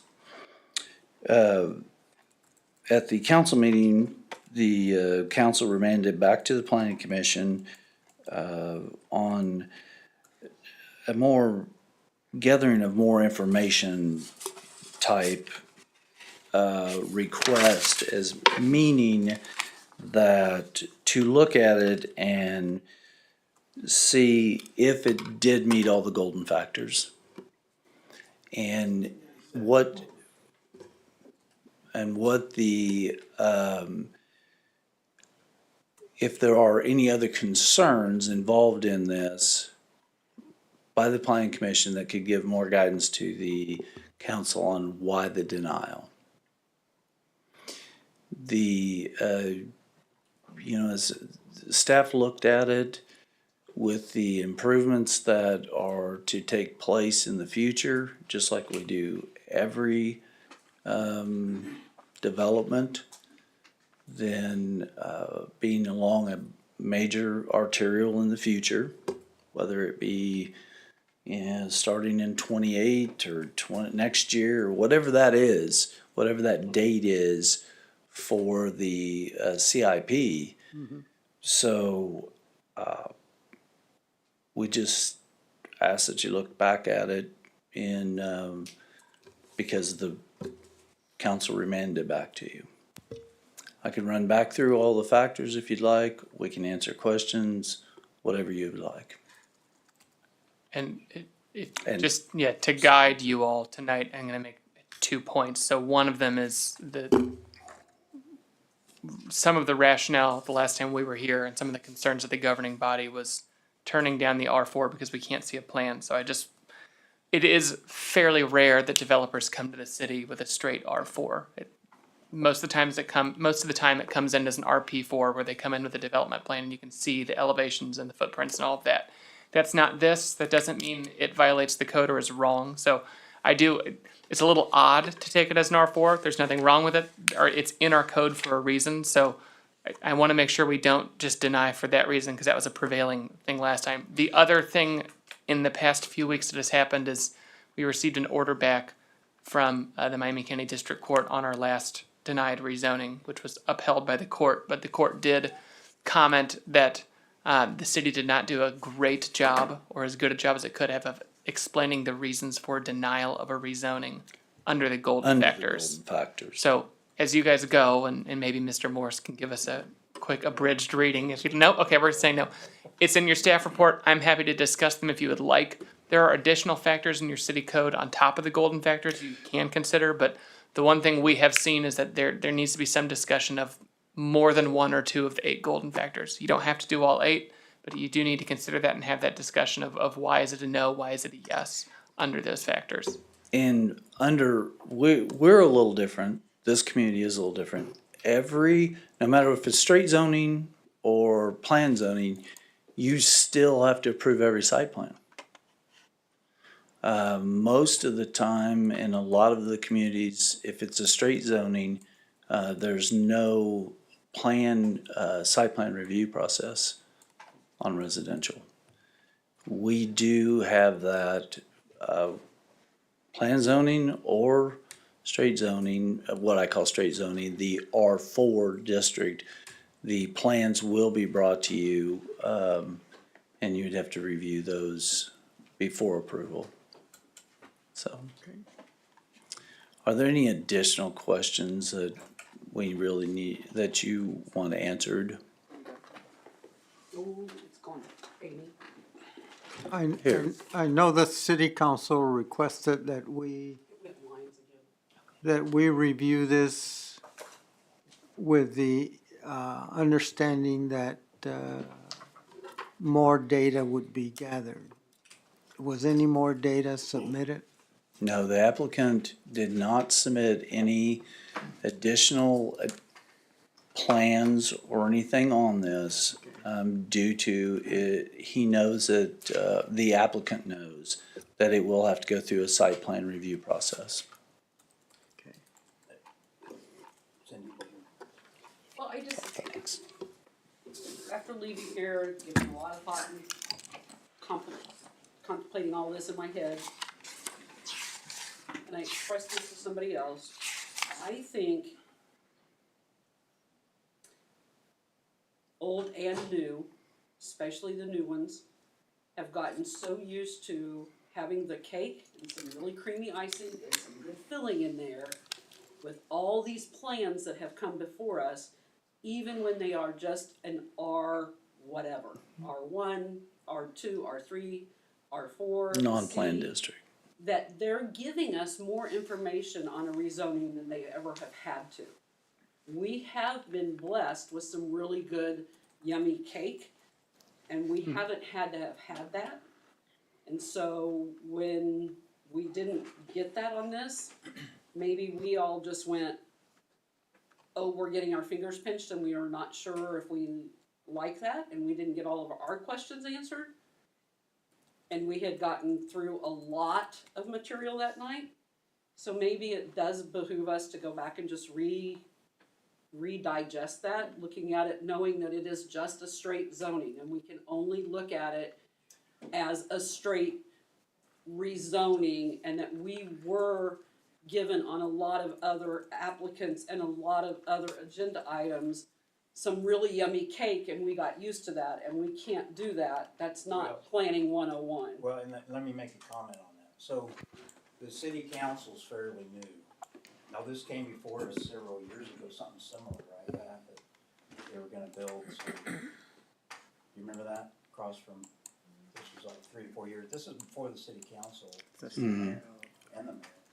And So, for, this room was packed with people from Prairie Ridge, remember that? I'm sure everybody remembers that. they did And we decided at that for several reasons. One was that it just was zoned correctly the first time. That we believe that zoning was correct, the RP1, the RP2, the CP2, the rural residential, and we decided apartments were not good in that particular area. They're better along 169 highway. And that's why we approved those along 169 highway. Next to Quick Trip, behind Quick Trip. And so, in my opinion, this is no different than that, and it's even more condensed because it's 43 acres of R4, which you had less control over than RP4. And I know it's in our code, Pat, but I'm telling you, I don't like no. R4 at all. That is why that's why it's here. We have That is every why it's here. reason to deny this the third time.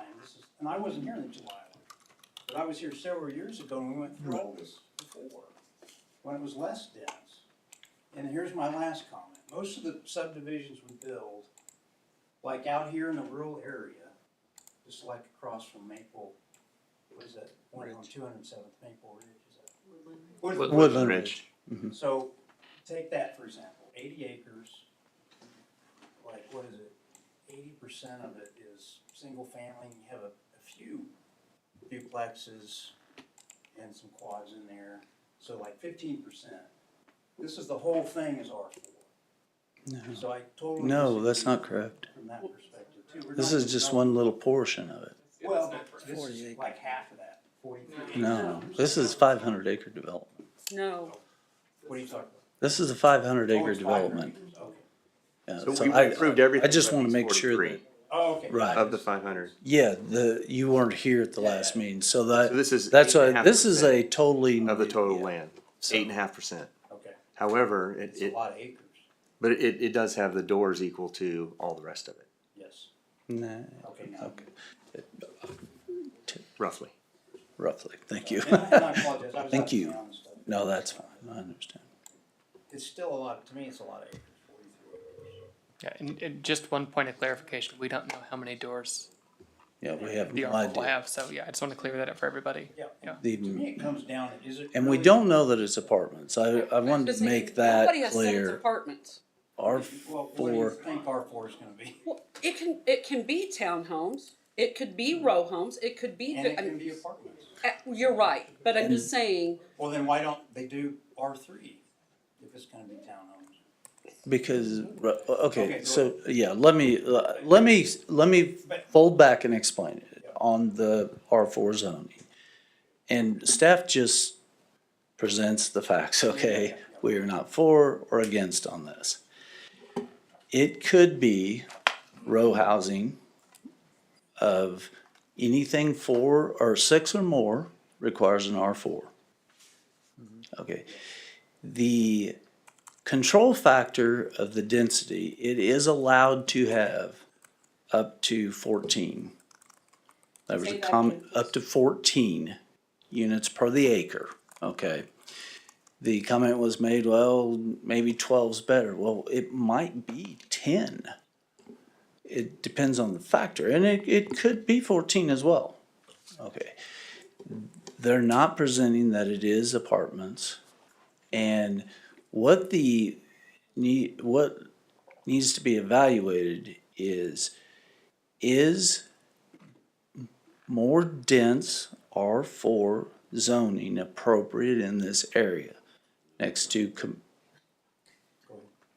commercial and arterial road. It's planning. Now, that is up to you guys to make that decision on whether you feel like that a higher density use, meaning R4, is appropriate there. And the control factor is, let's say it comes in as apartments, and you say, no, we don't like 14 units per acre density. We want to see the developer work with staff and work with the planning commission to reduce that amount of density. And that's where it comes into with the site plan approval process. So, Mr. Burton, if I So, may, yes, sir. just a comment, but looking at my notes from the previous meeting, Mhm. it was said that, the code allows up to 14. This is being envisioned to be 12 units per acre, even though we don't have it in front of us. Mr. Phelps was kind enough to share that. And it would be a total then of 516 units, but the R4 and the C2 would not be started until the road was finished. That is correct, and that is a factor that the staff has said, as well as, internally, the way 199th is built right now would not handle that. That is correct.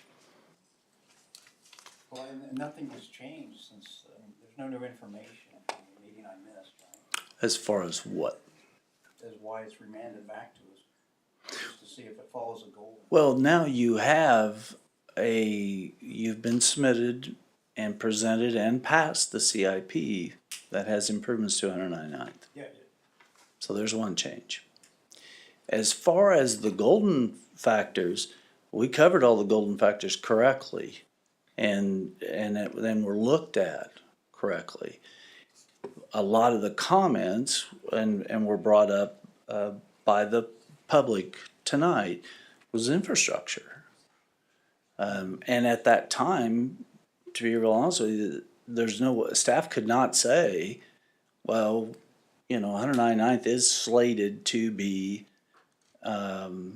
improved, and you guys had not looked at the CIP yet. And that's slated for 25 project, correct? Yes. So that's slated for next year's project. So that's the major change from July. That is the major change, that is correct. Yes. Pat, I guess where I'm struggling is going from an unplanned zone or going from a planned zoning currently to an unplanned straight zoning. And how much say do we really have when the site plans are submitted? Because it's my understanding, they just have to do the bare minimum. Whereas in a planned development, we have a little bit more teeth. And that's why I think this board prefers a planned development. And that's why we're in favor with the RP2, RP1, CP2. Understand. And I think going to an R4, where they're taking that responsibility out of our hand, and I think we To a lose that certain- leverage. Go ahead, I'm sorry. Yeah, I think we lose that leverage, and that leverage is how we take what the community is saying out here. We can apply it as much as we can as the code allows us. But with straight R4, we can't do any of that. Right. Yeah, and remember, we're sitting right now there is a large portion of this commercially zoned.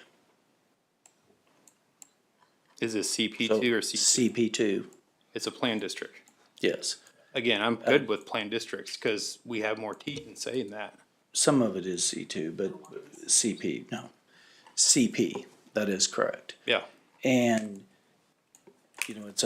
in this area, there's a mixture, as you can see from the staff report, there's a mixture on that. So,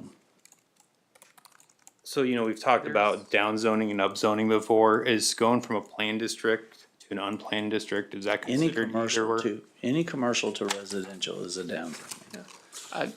Really quick to add in, the commercial I think is C2 on either side of it. No, it's Staff it's report shows existing, CP2. it's CP2. It's in this, but are you asking what is in here or what's on either side of it that was approved by? No, not on either side. What we are rezoning. here? Yes. Yeah, I mean, that's the RP1, RP2, CP, Yeah, all okay. planned districts Sorry. going to Correct. unplanned. So That that's where, That is. yeah, that's where I struggle. Because I mean, that's why we're here and I feel like our planned districts have been going well. You know, I know we're not always the most popular individuals up here, but I feel it gives us a little bit more teeth and allows us to hold the developer and contractors accountable and responsible. Here, I get a little nervous. I do feel like it's a downgrade, like what Josh was saying, you know, because there's no restrictions other than what's in the code, right? Because they can do whatever is in the code. That's correct. Under the site plan Right. recommendations by you guys, that is correct. Either Spencer or Pat, Yes. the request is for R4. Is an option to approve with the, request that it be RP4? Yeah, we have to concentrate on what was presented Submitted. for the, that's correct, yes. And there's not dramatic changes from the last time this was just not approved, But you could, other than the. Oh, there's huge changes. Yeah, well, it's There's huge changes based on changes. you all's rationale last time, focused on the infrastructure and the public safety, so That's that was a big change. Yeah, and I missed. That, Right, so the other thing to add is also, we do need as a city, more justification than I don't like apartments, or I only want apartments on a planned district, so right. there are other golden factors I need you guys, or I'm requesting you guys to talk about a little bit here. And I think you're trying to mix the very last time, not this last hearing, but the other one. And yes, there's major changes. You're changing 4 zoning districts. So, What is Prairie Ridge zone? It's directly north of it, right? mhm. What's it currently zoned? Is it planned district? R1. It's R1. It's a straight district. You guys aren't helping us up here. We have a lot of our what I call straight zoning or unplanned districts. So why would, and Pat, I know you can't think or speak for the developer, but why would they go R4 instead of RP4? Okay, I will just throw that as a guess, and my opinion on this is that if they bring in a plan, because they have to submit their elevations. You know, we went through it on Prebes.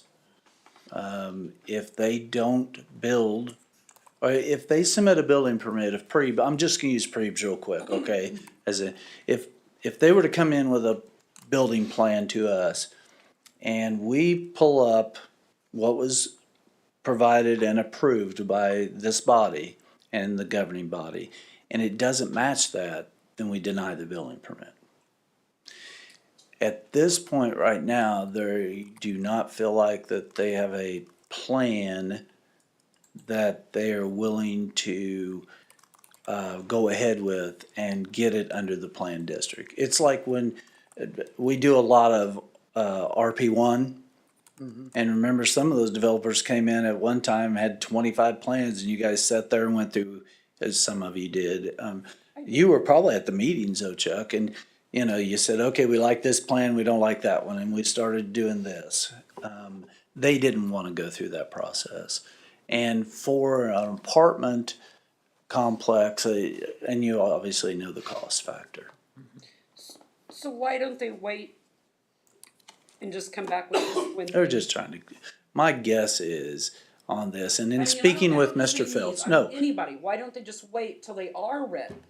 This is a one great big package development. They were trying to just get everything zoned and in place and go.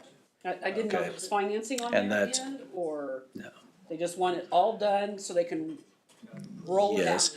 The other thing is too, if we think about this, and, I mean, we had a nice long discussion with the developer's representative yesterday, this morning, yeah, wow, you know how much days ago, but, they truly believed also that this would be a catalyst to actually maybe ensure that the improvements to 199th would get completed through a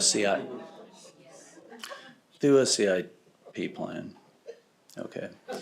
Now, whether that's thought pattern or not, you know, I'm not trying to convince you guys of anything. You realize that. We just present the facts and we were telling you what we were presented. So. Just to bring back the last RP4 that came before you all last year, a lot of the public comment focused on people moving into an area and then 5, 10, 15 years later, someone changed the plan from C2, CP2 to apartments, and people felt blindsided. So part of the justification the city is asking developers is to come in and say, if you think you're gonna do apartments somewhere, like, let's get this up front.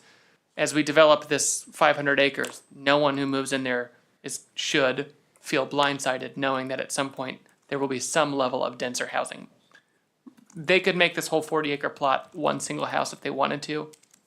Business-wise, I don't know why they would, but they could. That's the way it goes. But that is the other side of this, is when you're asking why are they coming to us now without a plan, you're asking, there's a bit of a two sides of the same coin of, if they wait too late and a bunch of houses are in, you're gonna have a room full of people saying, we didn't know this was happening. If they come in too early, maybe they're a little early here, but if they come in on the early side, they might not have a plan. So as a planning commission, you don't have to accept either one, both, or neither, but you do need to be cognizant of that philosophy. If you're getting a lot of public comment, this is perhaps a response to some of that public comment. Perhaps it's not. I do think we've I gotten understand spoiled that. on getting a lot of information. Is this about cake again? Yeah. And it's making me really hungry. So. You go for a good cream-filled cake. So, Mr. Burton, I have a question. Yes. You would, so one of the things that I learned at the city council meeting was that, and in the CIP, but that, 199th is envisioned to be a Super 2 or like a divided 4 lane. That's correct. Right? Would you, for me, characterize the nearby roads, how they would compare in terms of size? So for example, Ridgeview, Renner, 207th. Right, and all those streets already have classifications. And most all our collectors would be more like Super 2s. The one thing that we're working on right now in the comp plan is to address arterials running north-south, if you recall. We do have Woodland is a north-south major arterial already, that's what the plan is on it. We're looking to see Planning Commission under the comp plan, does it still make sense that Woodland is the major arterial? Due to that, maybe one of the other, like, let's use Ridgeview, would be a better one that would connect 175th to eventually maybe 223rd. And really Woodland, the reason it was put in there is because it did connect to 223rd. And maybe it's Flum, maybe it's Renner, maybe it's going to be Quivira, But 199th would be would be capable in the future of handling significantly more traffic than the north-south roads, and then 207th, is that true? Yes, at this point, the way they're designated, that is correct. And I just looked up again also, and in the, what I did look up is back when the comp plan was looked at again for a revision, that there's verbiage in there now that, but this was all in part of this 21st Century Parkway and all this. It was classified as a boulevard, Right. which is basically designed like 169. I don't think it will ever get to that. It would probably, it will be 4-lane at some point in time, I'm sure. Envision it more like a 119th Street or something of that nature, maybe. So, and I hear signalization and everything in the background. All of that comes with the plans that will eventually be brought to you, whether it's apartments or it's commercial. And for signalization, has to be warranted. Meaning if, just because we think there's a signal needs to be there, you can't just place one up. It has to be warranted on it. It could just take one commercial business there. Let's just say, hopefully Menards or somebody comes in there. Most likely signalization would take place, just like that on 135th Street, down through those areas. Okay. Thank you. You bet. Any other questions? And any questions on golden rules or anything, Spencer can review for you again if need be. If you do, just ask. Okay. Thank you, guys. And I will say, Mr. Morse, for your question on the streets around, because we have this handy binder that Ms. Dunn put together. Ridgeview Road from 199 to 207 is slated for 2026, and Renner from that same stretch is slated for 28 on the CIP you all approved. 26. Ridgeview is 26, Renner is 28. Page number 7. And the page numbers, yes, so Ridgeview is at page 47 of your CIP packet. Thank you, Ms. Dunn. Renner is at page 48, it's the next page.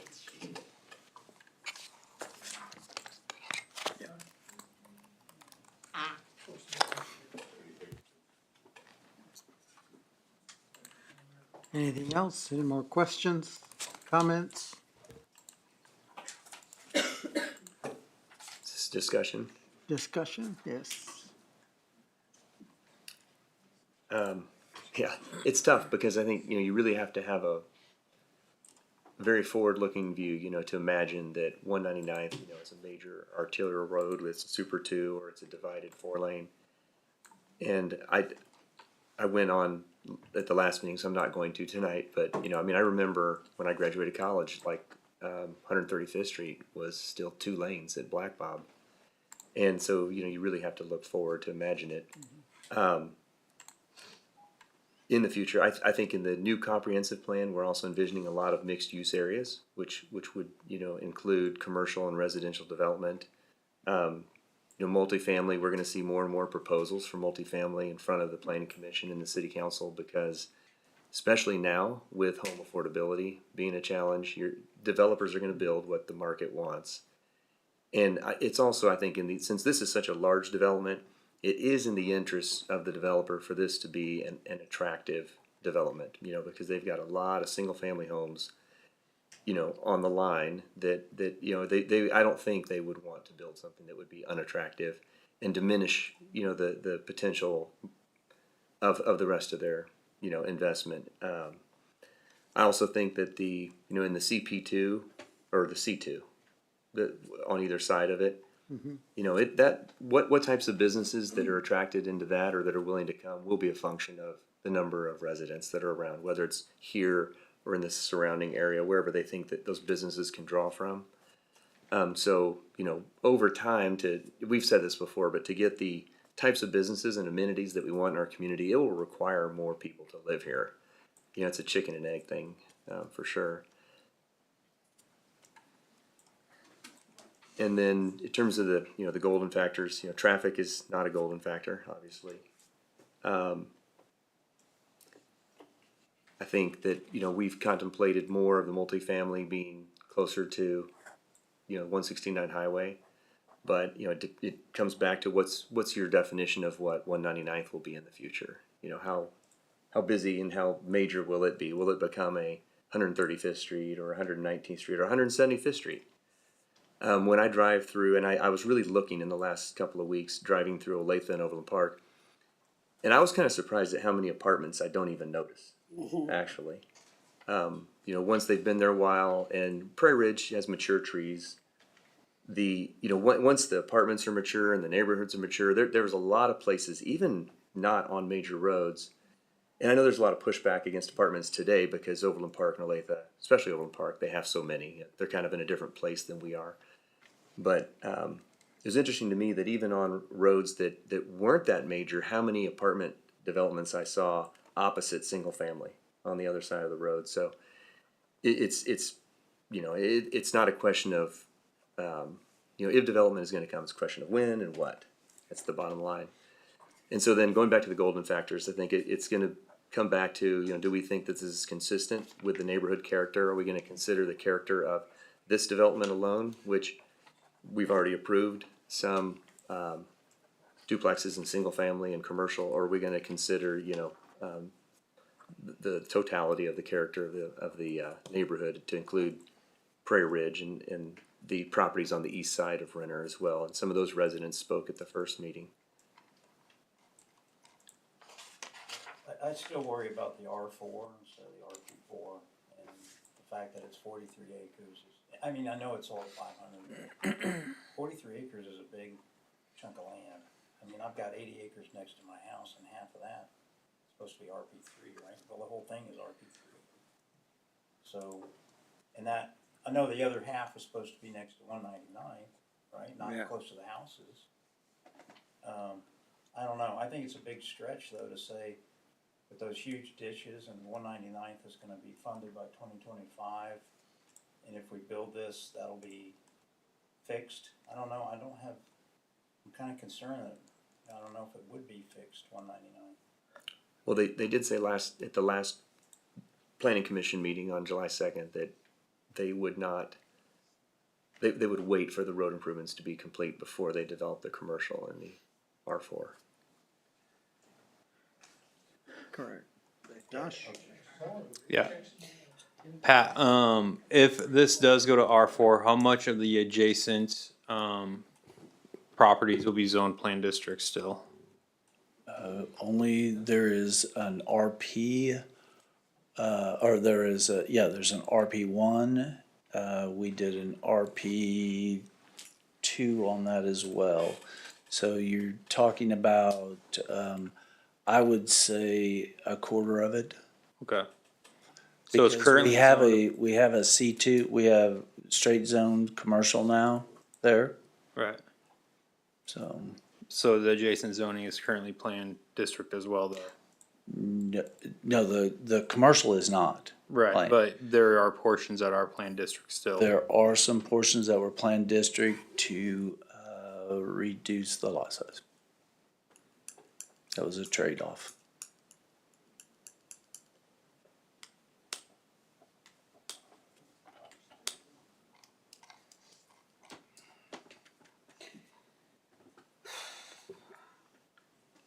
We can pull up the bubble You had a comment? if we want to. No. I have a lot of comments going through my head. I just don't know.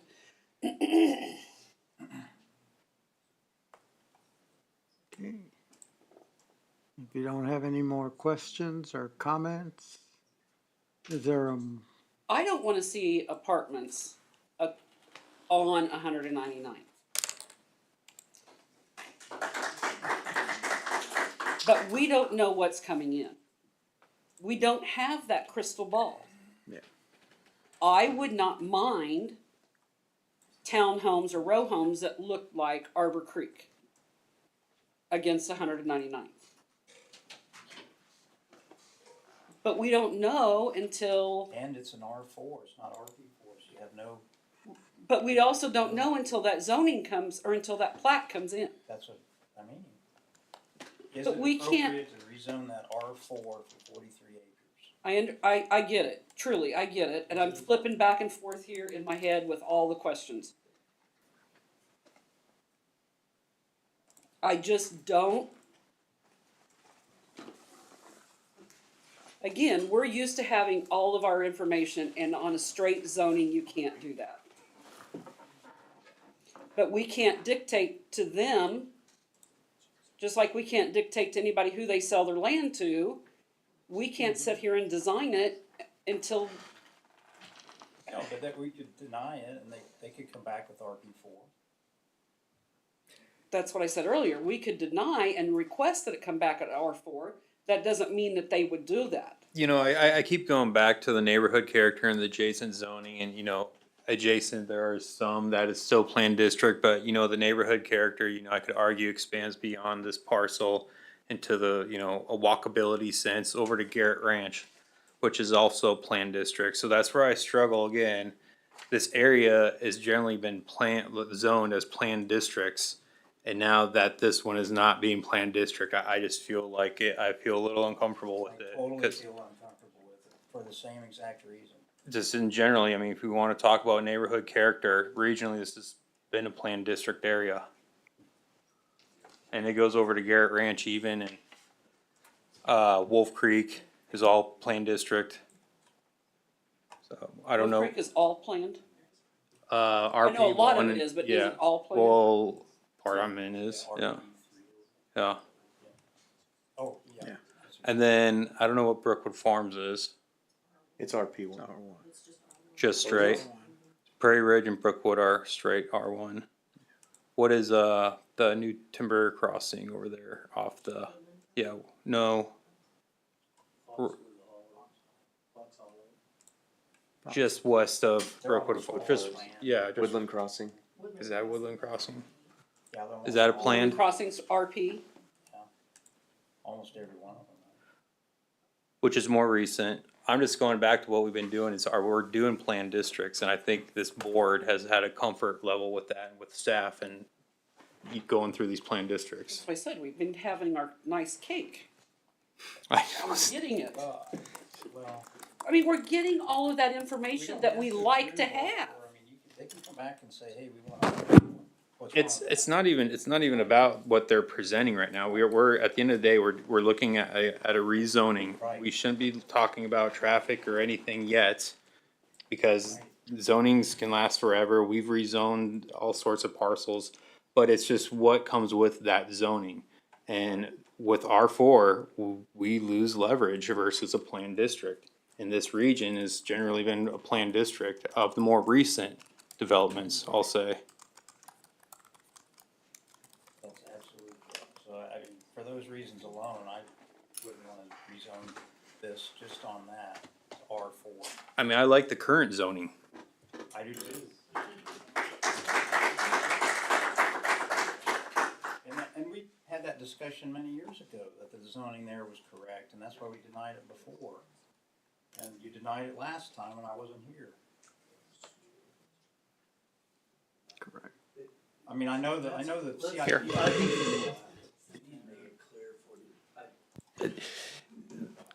This particular piece was never involved in any of that other except the last meeting.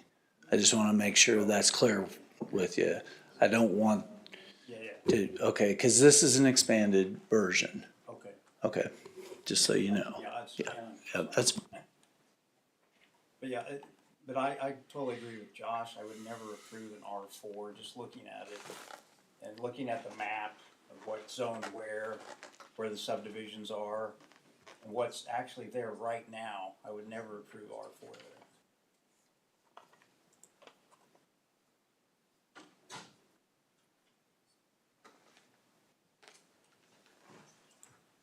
Chuck, anything else? Nope. Are we ready for a motion? I can't, I'm sorry, I just keep hearing the chatter.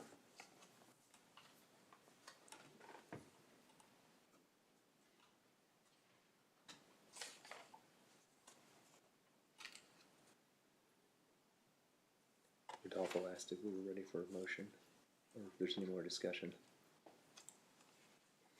I'll make motion I move to deny recommend of approval of Spring Hill governing body rezoning applications D24-4 as presented by staff. Reasoning being golden rule number 2, the neighborhood character. I feel it is out of place in this neighborhood. Character is spoken with the adjacent zonings. I feel recently we've been doing planned districts and this does not fit what we've been doing historically with the local neighborhood. The adjacent zoning is also planned district. I believe that is the correct zoning for this area and I would like to keep it that zoning and keep it going with the adjacent plan zoning. So I don't know if that's detailed enough, but I just feel like it's out of place for this area.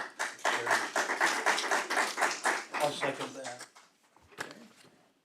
You got a motion and a second? You said number 2 and number 4. 2 and 3. 2 and 3. 2 and 3. Amy, do we do a roll call?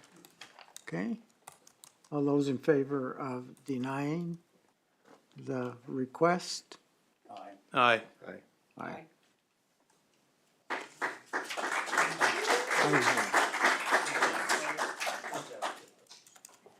All those opposed? Okay. With that. Let's see. Our next item is this. We're not gonna do the discussion. Okay.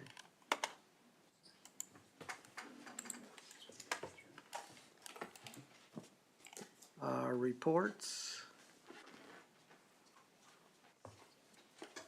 She didn't even think my monitor was gonna work tonight.